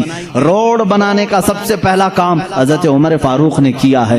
تاریخ سب سے پہلے حضرت عمر فاروق نے قائم کی. بیت المال کا نظام سب سے پہلے حضرت عمر نے قائم کیا ہے. مسجدوں کے مؤذن اور مسجدوں کے اماموں کے لیے تنخواہ کا سسٹم حضرت عمر فاروق نے قائم کیا ہے. اور اتنا ہی نہیں، عدل کا حال تو ایسا تھا کہ کسی کے ساتھ کوئی رعایت نہیں، کسی کے ساتھ کوئی رعایت نہیں، چاہے وہ کوئی بھی ہو. مصر کے گورنر کے بارے میں لوگوں نے صرف اتنا کہا کہ ان کے ہاں بہت قیمتی گھوڑا ہے، بہت پیسوں کا گھوڑا ہے اور ان کا لباس بہت مہنگا ہے. یہ گورنر ہیں. حضرت عمر کے پاس یہ شکایت آئی، ان کو بلایا اور بلا کر کے کہا تو رعایا کے ساتھ کیا کرنے کے لیے تجھے بھیجا گیا؟ وہاں کے پیسوں سے تو نے قیمتی گھوڑا خریدا، قیمتی لباس پہنا. وہ ان کی گورنری کو معزول کر کے 100 بکریاں خرید کر کے ان کو دیا کہ اب زندگی بھر یہ بکریاں تو چرائے گا. بکریاں چرانے پر گورنر کو رکھ دیا. یہ ان کے معاملات میں پھر کوئی کچھ نہیں کہہ سکتا تھا. بڑے بڑے صحابہ، حضرت سعد ابن ابی وقاص کو معزول کر دیا تھا. خالد بن ولید رضی اللہ تعالیٰ عنہ، جن کو سیف اللہ کہا جاتا ہے، جس جہاد میں بھی وہ جاتے تھے فتح ہونا لازمی ہو جاتا تھا. یہ تو سب کو معلوم ہے. حضرت خالد بن ولید اپنی زندگی میں اتنی جنگیں کی ہیں، کوئی جنگ میں شکست نہیں ہوئی. ان کا یہ فخر تھا، جب جہالت میں تھے نا، اسلام نہیں لائے تھے، وہ جنگ احد کے سپہ سالار بن کے آئے تھے، اس میں بھی ان کو ہی فتح ملی تھی. کہتے کفر کی حالت میں بھی اللہ نے فتح ہی دی تھی، اسلام میں آئے تب بھی اللہ نے فتح ہی لکھی تھی. حضرت خالد بن ولید ایک ایسے جرنیل کا نام ہے جس کا نام قیامت تک قائم رہے گا، لیکن حضرت عمر فاروق رضی اللہ تعالیٰ عنہ نے سپہ سالاری سے ان کو معزول کر دیا تھا. سسپینڈ کرنا معمولی بات نہیں، لیکن حضرت عمر کیوں کرتے تھے جانتے ہیں؟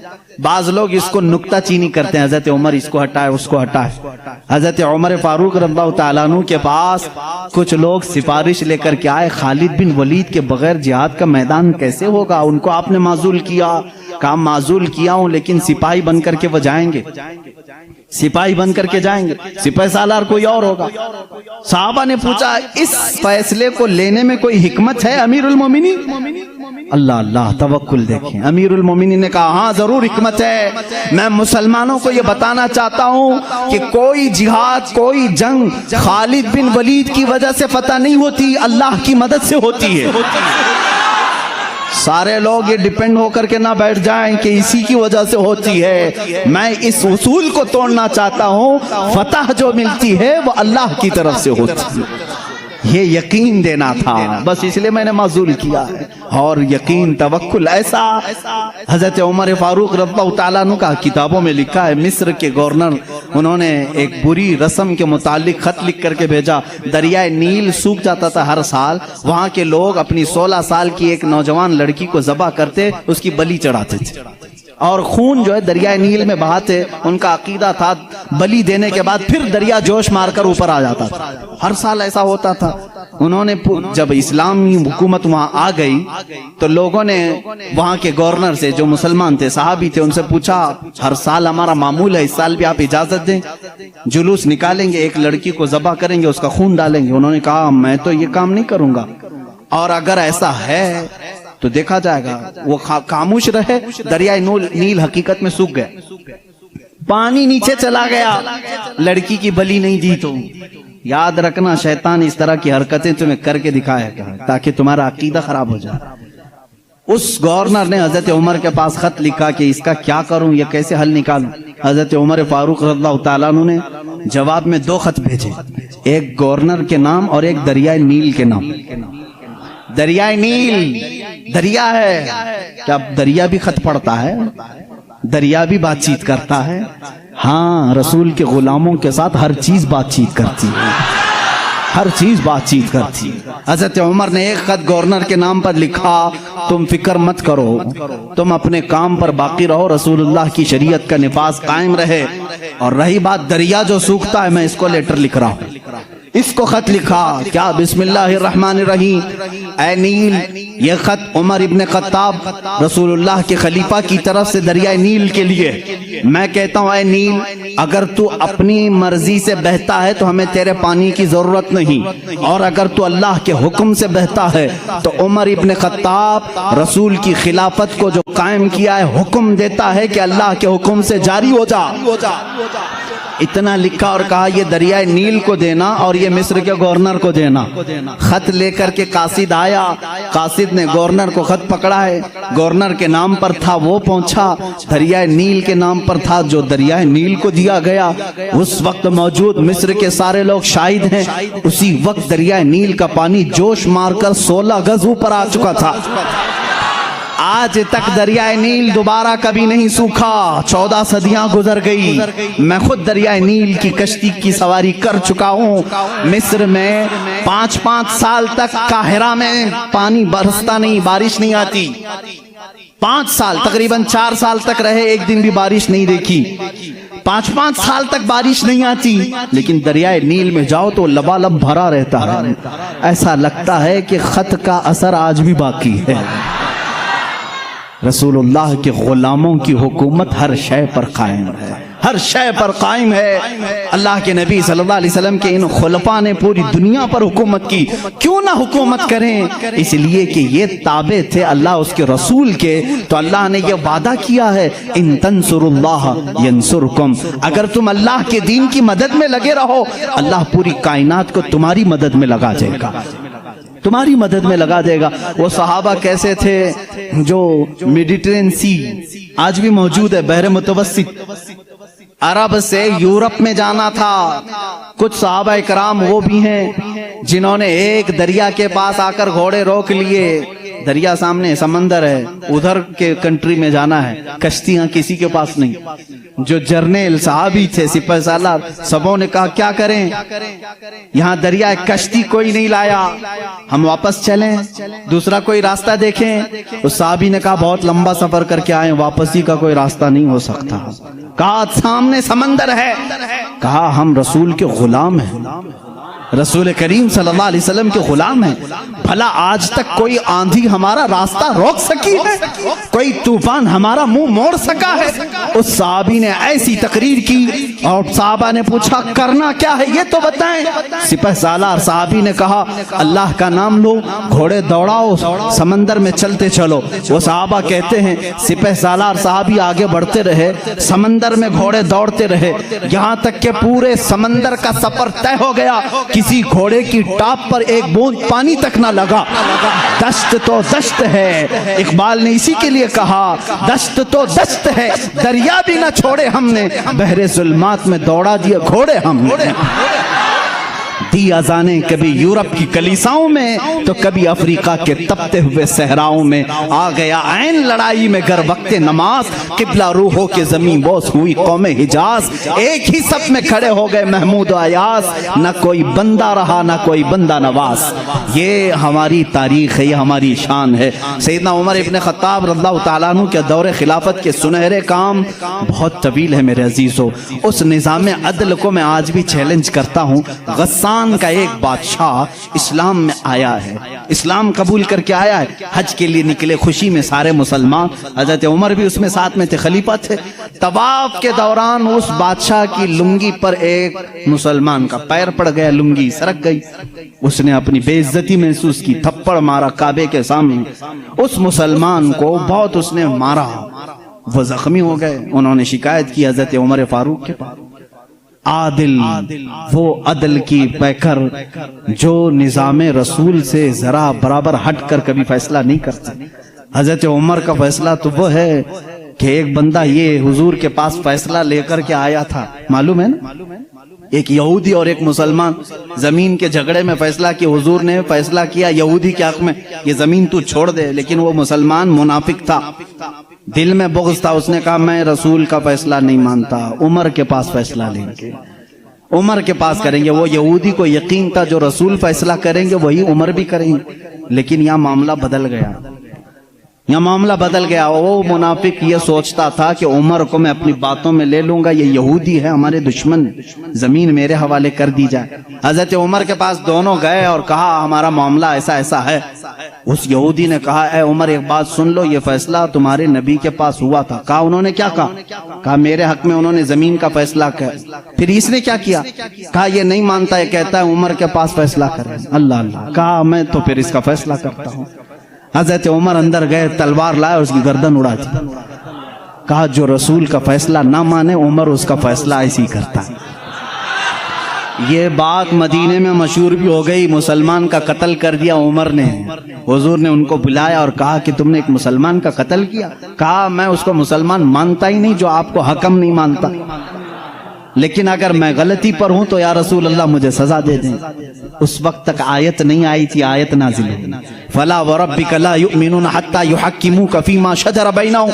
اے رسول قسم ہے تمہارے رب کی, اللہ فرما رہا ہے اے رسول تمہارے رب کی قسم, وہ ایمان والا ہو ہی نہیں سکتا جو اپنے آپسی معاملات میں آپ کو حکم نہیں مانتا. حضور نے فرمایا تب تو عمر نے صحیح فیصلہ کیا.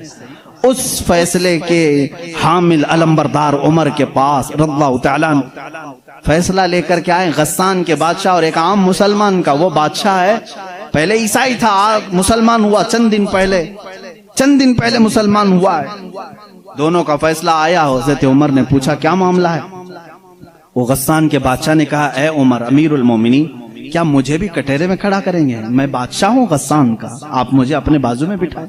حضرت عمر نے کہا آج مقدمہ ہے, بادشاہ نہیں. تم بھی وہیں کھڑے رہو گے جہاں مقدمہ کرنے والا کھڑا ہے. دونوں کو کھڑا کیا, معاملہ پوچھا. تو اس کے بعد حضرت عمر نے کہا تم نے زیادتی کی, اس کا غلطی سے پیر پڑا ہے.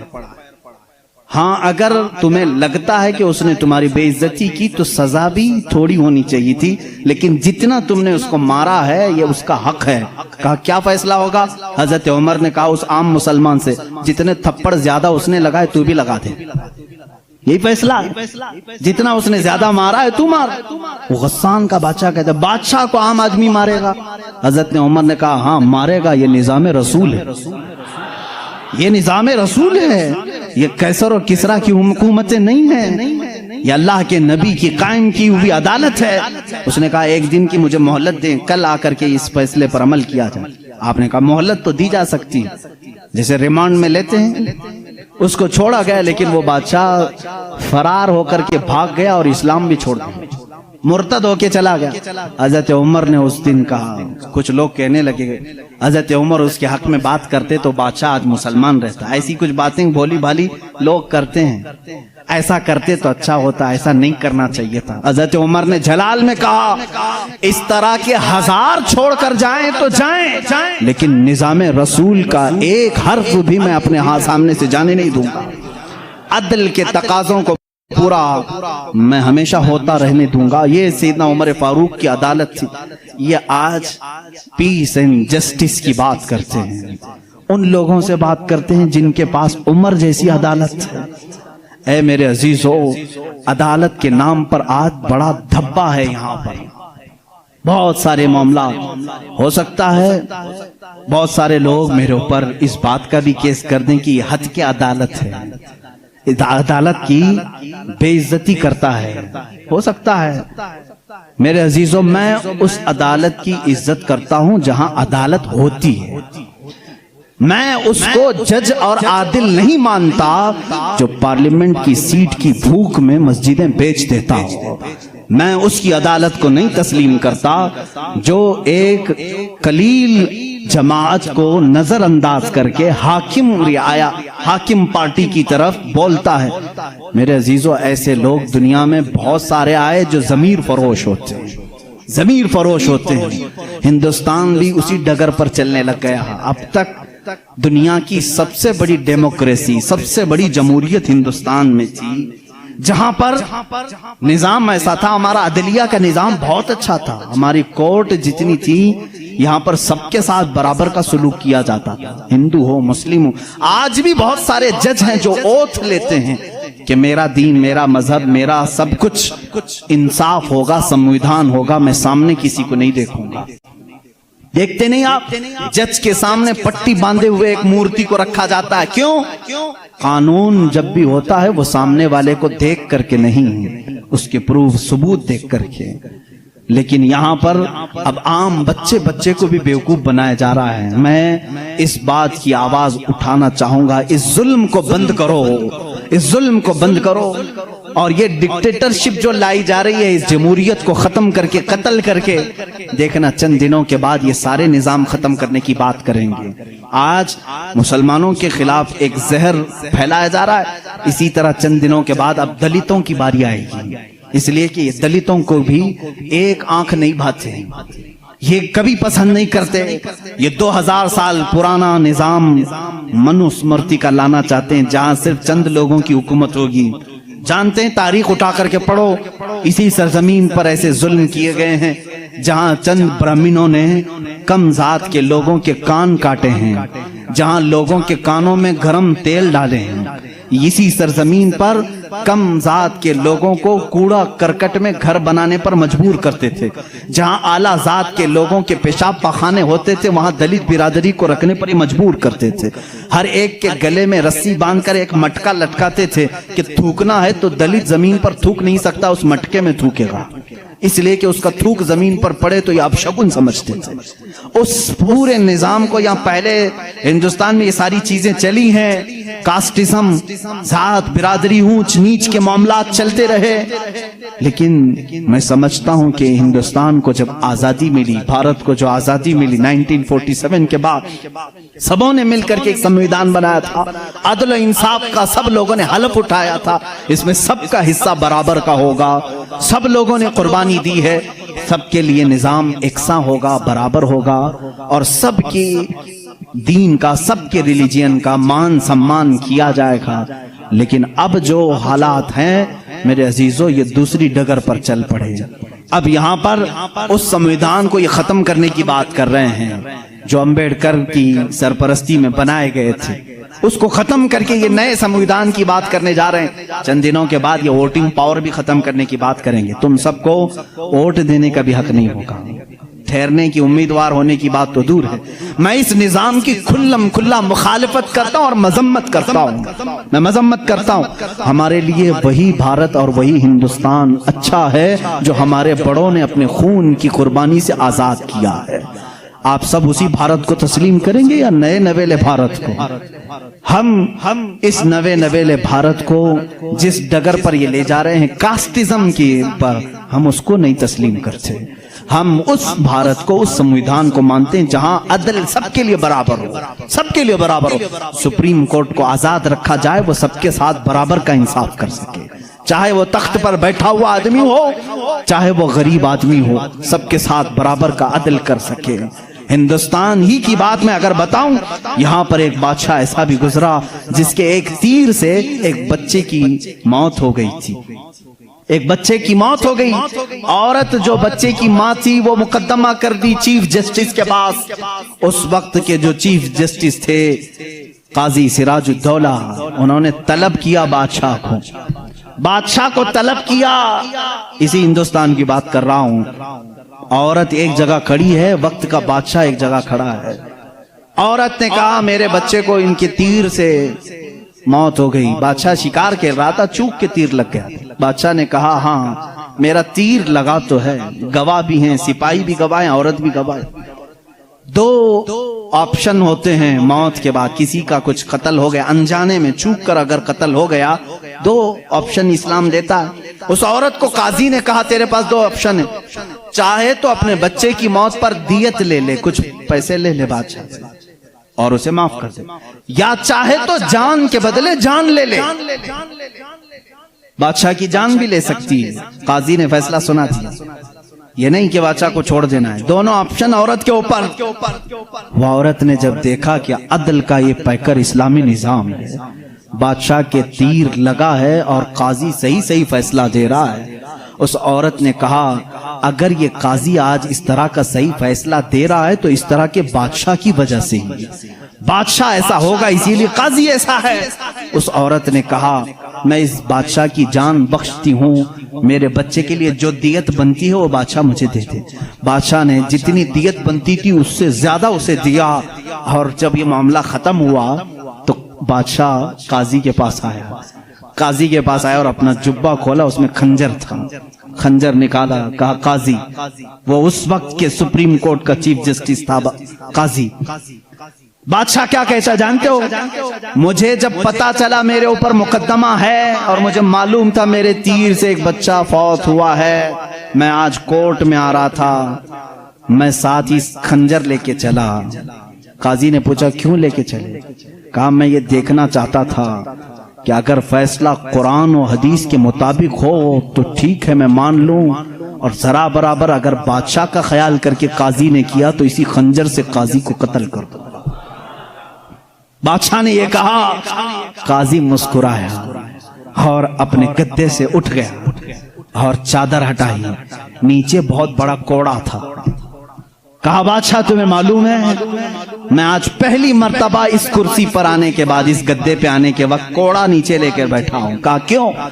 کہا میں نے اسی وقت طے کر لیا کہ بادشاہ کو کٹہرے میں کھڑا کروں گا اور فیصلہ قرآن و حدیث کے مطابق سناؤں گا، اگر بادشاہ مان لیا تو ٹھیک، ورنہ میں اس کوڑے سے اسے منواؤں گا۔ یہ نظام اسلام تھا، یہ عدل کے تقاضے تھے۔ وہ عمر ابن خطاب کے دور کے بھی سنہرے واقعات اسلام نے ہمیں ہر جگہ سکھائے ہیں۔ اے میرے عزیز بھائیوں، اپنے گھر میں بھی عدل کرنا سیکھو، جہاں تمہیں اللہ نے جتنا اختیار دیا عدل کے ساتھ پیش آؤ، اپنے مزدوروں کے ساتھ عدل کرو، اپنی بیویوں کے ساتھ عدل کرو، اپنے بچوں کے ساتھ عدل کرو۔ یاد رکھو قیامت کے دن تم سے سب چیزوں کا سوال ہوگا۔ اگر تمہارے 4 بچے ہیں، چاروں میں سے اگر کسی کے ساتھ اونچ نیچ کیا تو سارے تمہارے اعمال اکارت ہو جائیں گے، غارت ہو جائیں گے۔ ایک بچے کے ساتھ بھی تم ناانصافی نہیں کر سکتے، سارے کے ساتھ برابر کا سلوک کرو۔ اگر کسی کی 2 بیویاں ہیں تو فرمایا گیا عدل کا تقاضا پورا کرو۔ ماں باپ اگر دونوں ہیں تو دونوں کے ساتھ عدل کا تقاضا پورا کرو۔ یہ نہیں کہ ماں کی طرف جھکاؤ ہو گیا باپ کو گالیاں دیتا ہے، یا باپ کی طرف ہو گیا ماں کو کوستا ہے، نہ، سب کے ساتھ عدل اسلام سکھاتا ہے۔ تم اگر کسی کمپنی کے مالک ہو، فیکٹری کے مالک ہو، مزدوروں کے ساتھ عدل کرو، اس لیے کہ قیامت کے دن اس سے بھی تمہارا سوال ہوگا۔ عدل اسلام سکھاتا ہے۔ وہ عمر ابن خطاب رضی اللہ تعالیٰ عنہ کی زندگی پاک سے ہمیں ملے ہیں۔ میرے عزیزو، مجھے وقت تاخیر سے یہاں تک پہنچ چکا ہے اور میں سمیٹوں گا تو میں سمجھتا ہوں عثمان ابن عفان اور حیدر کرار رضی اللہ تعالیٰ عنہما کی ذات کے ساتھ ناانصافی ہو جائے گی، اور میں قطعاً یہ نہیں چاہتا کہ ان بزرگ ہستیوں کے ساتھ جہاں ایک ذوالنورین ہے تو دوسرا حیدر کرار ہے، جن کی ذات 2 جملوں میں کمپلیٹ نہیں ہو سکتی، 2 باتوں میں مکمل نہیں ہو سکتی، اس لیے تھوڑی سی قربانی کے ساتھ کل کی ایک اور رات ہم انشاءاللہ ان خلفاء کی زندگی پر گفتگو کریں گے۔ اس لیے کہ میرا معمول تو یہ تھا کل کا دن میں نے پورے اہل بیت کے لیے وقت کرنا تھا، لیکن خلفاء راشدین کی بات کے بعد انشاءاللہ العزیز اہل بیت اطہار کی بھی زندگی ہم ذکر کریں گے۔ ان 2 ہستیوں کی میں نے مختصر جھلکیاں آپ کے سامنے رکھی۔ خلاصہ کلام، زندگی میں 2 باتیں آج لے کر کے جاؤ، ایک صدیق کی صداقت، دوسرے عمر کی عدالت۔ اگر یہ زندگی میں آ گئیں تو سمجھ لو اقبال نے کیا کہا ہے جانتے ہیں؟ شاعر مشرق کہتے ہیں سبق پڑھ پھر صداقت کا، عدالت کا، سخاوت کا۔ سبق پڑھ پھر صداقت کا، عدالت کا، سخاوت کا، لیا جائے گا کام تجھ سے دنیا کی امامت کا، لیا جائے گا کام تجھ سے دنیا کی امامت کا۔ مطلب یہ ہے جس کے اندر 3 چیزیں آ گئی، صدیق کی صداقت آ گئی، عمر کی عدالت آ گئی، عثمان کی سخاوت آ گئی، تو پھر کوئی اسے فکر کی ضرورت نہیں، اب قوم اس سے امامت کا ہی کام لیا کرے گی، اس لیے کہ وہ ہر ایک کا امام بننے کے قابل ہوگا جس کے اندر یہ 3 چیزیں آ گئی، صداقت، عدالت اور سخاوت۔ آج ان 3 چیزوں کے اوپر محنت کرو میرے عزیزو۔ صداقت کا تقاضا तकाजा ये है, हक बोलो, हक पर कायम रहो। हक बोलने के लिए किसी से खौफ ना खाओ, जब तक जुबान चल रही है बोलो। मैं तो यही समझता हूँ, मेरा मजहब, मेरा मसलक यही है, मैं हुसैनी हूँ, हक गो हूँ, मैं हुसैनी हूँ, वफादार हूँ, मैं हुसैनी हूँ, शुजाअत का अलंबरदार हूँ। ये हमारे नारे होने चाहिए। मैं हुसैनी हूँ, यजीद के हाथ में हाथ देने वाला नहीं। मैं हुसैनी हूँ, हुकूमत के दबाव में आने वाला नहीं। मैं हुसैनी हूँ, जुल्म का साथ देने वाला नहीं। मैं हुसैनी हूँ, मजलूमों के साथ रहने वाला हूँ। इसी तरह आप सब ये भी नारा लगाएंगे, मैं सिद्दीक की सदाकत का अलंबरदार हूँ। बात 50,000 के मजमे में भी वही करूंगा और 5 लोगों के मजमे में भी वही करूंगा। अगर 5 मुसलमान हैं तब भी मैं कहूंगा अल्लाह सबसे बड़ा है। तख्त पर मुझे बिठाया जाए तब भी कहूंगा अल्लाह सबसे बड़ा है। ये सिद्दीक का मिजाज हमें देता है। सिद्दीक की जात से जो मिजाज हमें मिलता है वो ये है, अगर तुम तख्त पर बैठो तब भी ये कहो अल्लाह सबसे बड़ा है, और अगर तुम अपने घर में हो तब भी कहो अल्लाह सबसे बड़ा है। और उमर का मिजाज क्या कहता है जानते हो? एक बार आपको लोगों ने अमीरुल मोमिनीन का नारा लगाया जब बैतुल मुकद्दस फतह हुआ था।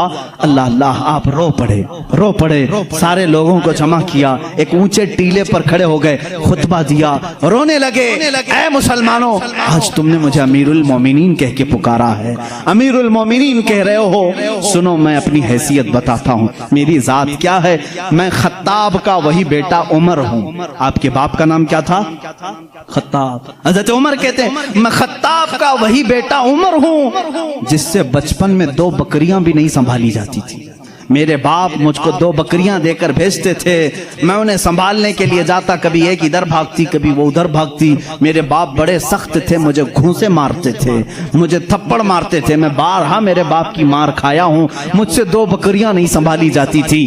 और आज हालत ये है, 25 लाख मुरब्बा मील पर तन्हा उमर फारूक की ज़मा में हुकूमत है। मजाल है मुल्क शाम में कोई आवाज उठा सके, मजाल है कोई यमन में आवाज उठा सके, मजाल है कोई मिस्र में आवाज उठा सके, मजाल है कोई इराक में आवाज उठा सके। किसी की आवाज नहीं उठती। बैक वक्त इस जमाने की 7 कंट्रियों को तन्हा मदीने में बैठ करके वो देख रहे थे।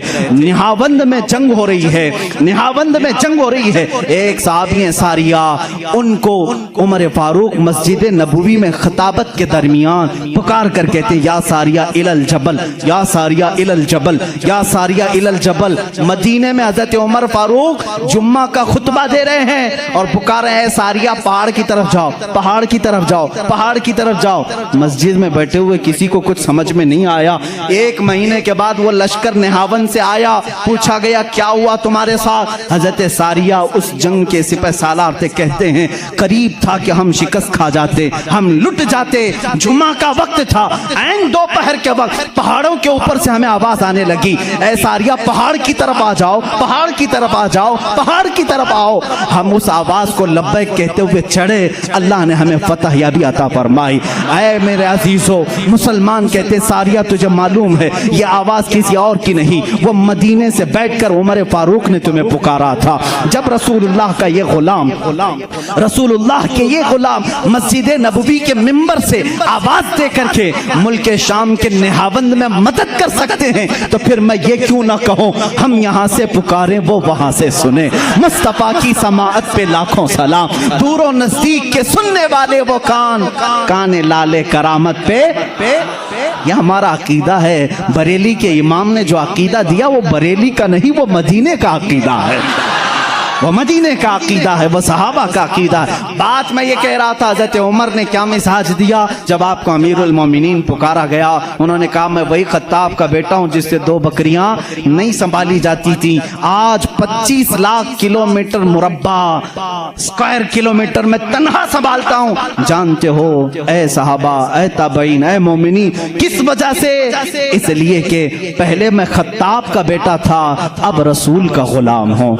जब से मेरी निस्बत रसूलुल्लाह से है, हर चीज अल्लाह ने मेरे ज़ेरे नगी की है। जब तक बिके न थे तो कोई पूछता न था, या रसूल अल्लाह तुमने खरीद कर हमें صحابہ کا جو عقیدہ تھا، اے مسلمانوں تم بھی وہی پکارو۔ آج میں بھی ببنگ دہل یہ کہتا ہوں، میرا نام کیا ہے، میری ذات کیا ہے، مجھے کون جانتا ہے؟ آج اگر اتنا سارا مجمع مجھے سنتا ہے تو صرف اس لیے کہ میری نسبت حدیث رسول سے ہے، رسول کریم صلی اللہ علیہ وسلم کی شریعت سے ہے۔ میں نبی کی بات کرتا ہوں، میرا مجمع سنتا ہے۔ ہاں اگر نبی کی ذات کو چھوڑو تو پھر کوئی تمہارا نہیں، ان سے پھرے جہاں پھرا پھرائی کمی وقار میں۔ اسی لیے میرے مرشد نے پکار کر کے ہمیں جاتے وقت یہ درس دیا، بریلی کی سرزمین سے حضور تاج الشریعہ نے یہ پکارا تھا، نبی سے جو ہو بیگانہ، نبی سے ہو جو بیگانہ اسے دل سے جدا کر دیں، پدر مادر برادر جان و مال ان پر فدا کر دیں۔ زندگی یہ نہیں کسی کی کسی کے لیے، زندگی ہے نبی کی نبی کے لیے۔ نہ سمجھ مرتے ہیں زندگی کے لیے، ارے جینا مرنا ہے سب کچھ نبی کے لیے، جینا مرنا ہے سب کچھ نبی کے لیے۔ اس زندگی پر چلو گے تمہارا بال بے کبھی نہیں ہوگا انشاءاللہ العزیز۔ اگر آفتیں آتی ہیں تو آئیں، اس لیے کہ میں یہ بھی کہتا ہوں طوفان میرے عزم کا کر رہا ہے طواف، اور لوگ یہ سمجھتے ہیں کشتی بھنور میں ہے، ہماری کشتی بھنور میں نہیں، یہ طوفان ہمارے عزم کا طواف کر رہے ہیں۔ اگر ہم جیل میں جاتے ہیں تو پکار کر کے کہتے ہیں، اے مظفر، اے مقید، مظفر کو مقید نہ سمجھنا اے سیاد۔ ہمارے بڑے بزرگ ہیں کچوچا مقدسہ کے سید مظفر حسین صاحب، ان کو جب جیل میں قید کیا گیا تھا تو انہوں نے جیل کے اندر سے آواز دی تھی، مظفر کو مقید نہ سمجھنا اے سیاد، یہ میری اسیری بھی سنت آبائی ہے، یہ میرے آبا و اجداد کی سنت ہے، میں ادا کرنے آیا ہوں۔ اگر میرا قتل ہوتا ہے، میرے ٹکڑے ہوتے ہیں، تب بھی میں کہوں گا میں تو خبیب کی سنت پر دنیا سے جا رہا ہوں، میں تو خباب ابن الارت کی سنت پر جا رہا ہوں۔ آؤ ظالموں، جلانا چاہتے ہو جلاؤ، انگارے دہکاؤ، ہم یہ کہیں گے آج بلال کی سنت پر عمل ہو گیا۔ اگر تم کاٹنا چاہتے ہو کاٹ لو، ہم کہیں گے عبداللہ بن جہش کی سنت پہ عمل ہو گیا۔ اگر تم ہمیں اتارنا چاہتے ہو اتارو، اس لیے کہ ہمیں تو معلوم ہے عمر ابن خطاب جیسے عادل حکمران کو بھی مسجد نبوی شریف میں خنجر مار کر کے قتل کیا گیا تھا۔ آپ جب نماز کی حالت میں تھے، فجر میں ظالم نے خنجر مارا اور ایک رکعت آپ پڑھا چکے تھے، وہ شہید ہوئے 26 ذی الحجہ کو آپ کو خنجر مارا گیا تھا، 1 محرم کو آپ کی شہادت ہوئی۔ اس لیے مسلمانوں ہم موت سے ڈرتے ہیں؟ موت سے نہیں ڈرتے۔ میں صرف یہی جذبہ بیدار کرنا چاہتا ہوں، جس کے پاس صدیق کی سیرت ہوگی، عمر کی سیرت ہوگی، عثمان و حیدر رضوان اللہ علیہ مجمعین کی سیرت ہوگی، وہ بے خطر کود پڑے گا آتش نمرود میں۔ عشق عقل بھی محو تماشائے لبے بام ہے ابھی، اس لیے ہم کہتے ہیں آج بھی جو ہو ابراہیم سا ایمان پیدا، آگ کر سکتی ہے اندازے گلستان پیدا۔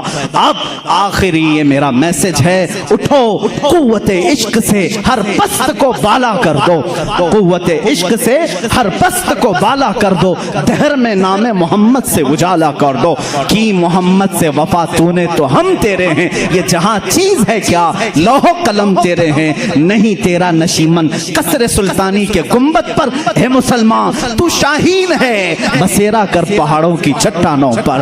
وآخر دعوانا الحمدللہ رب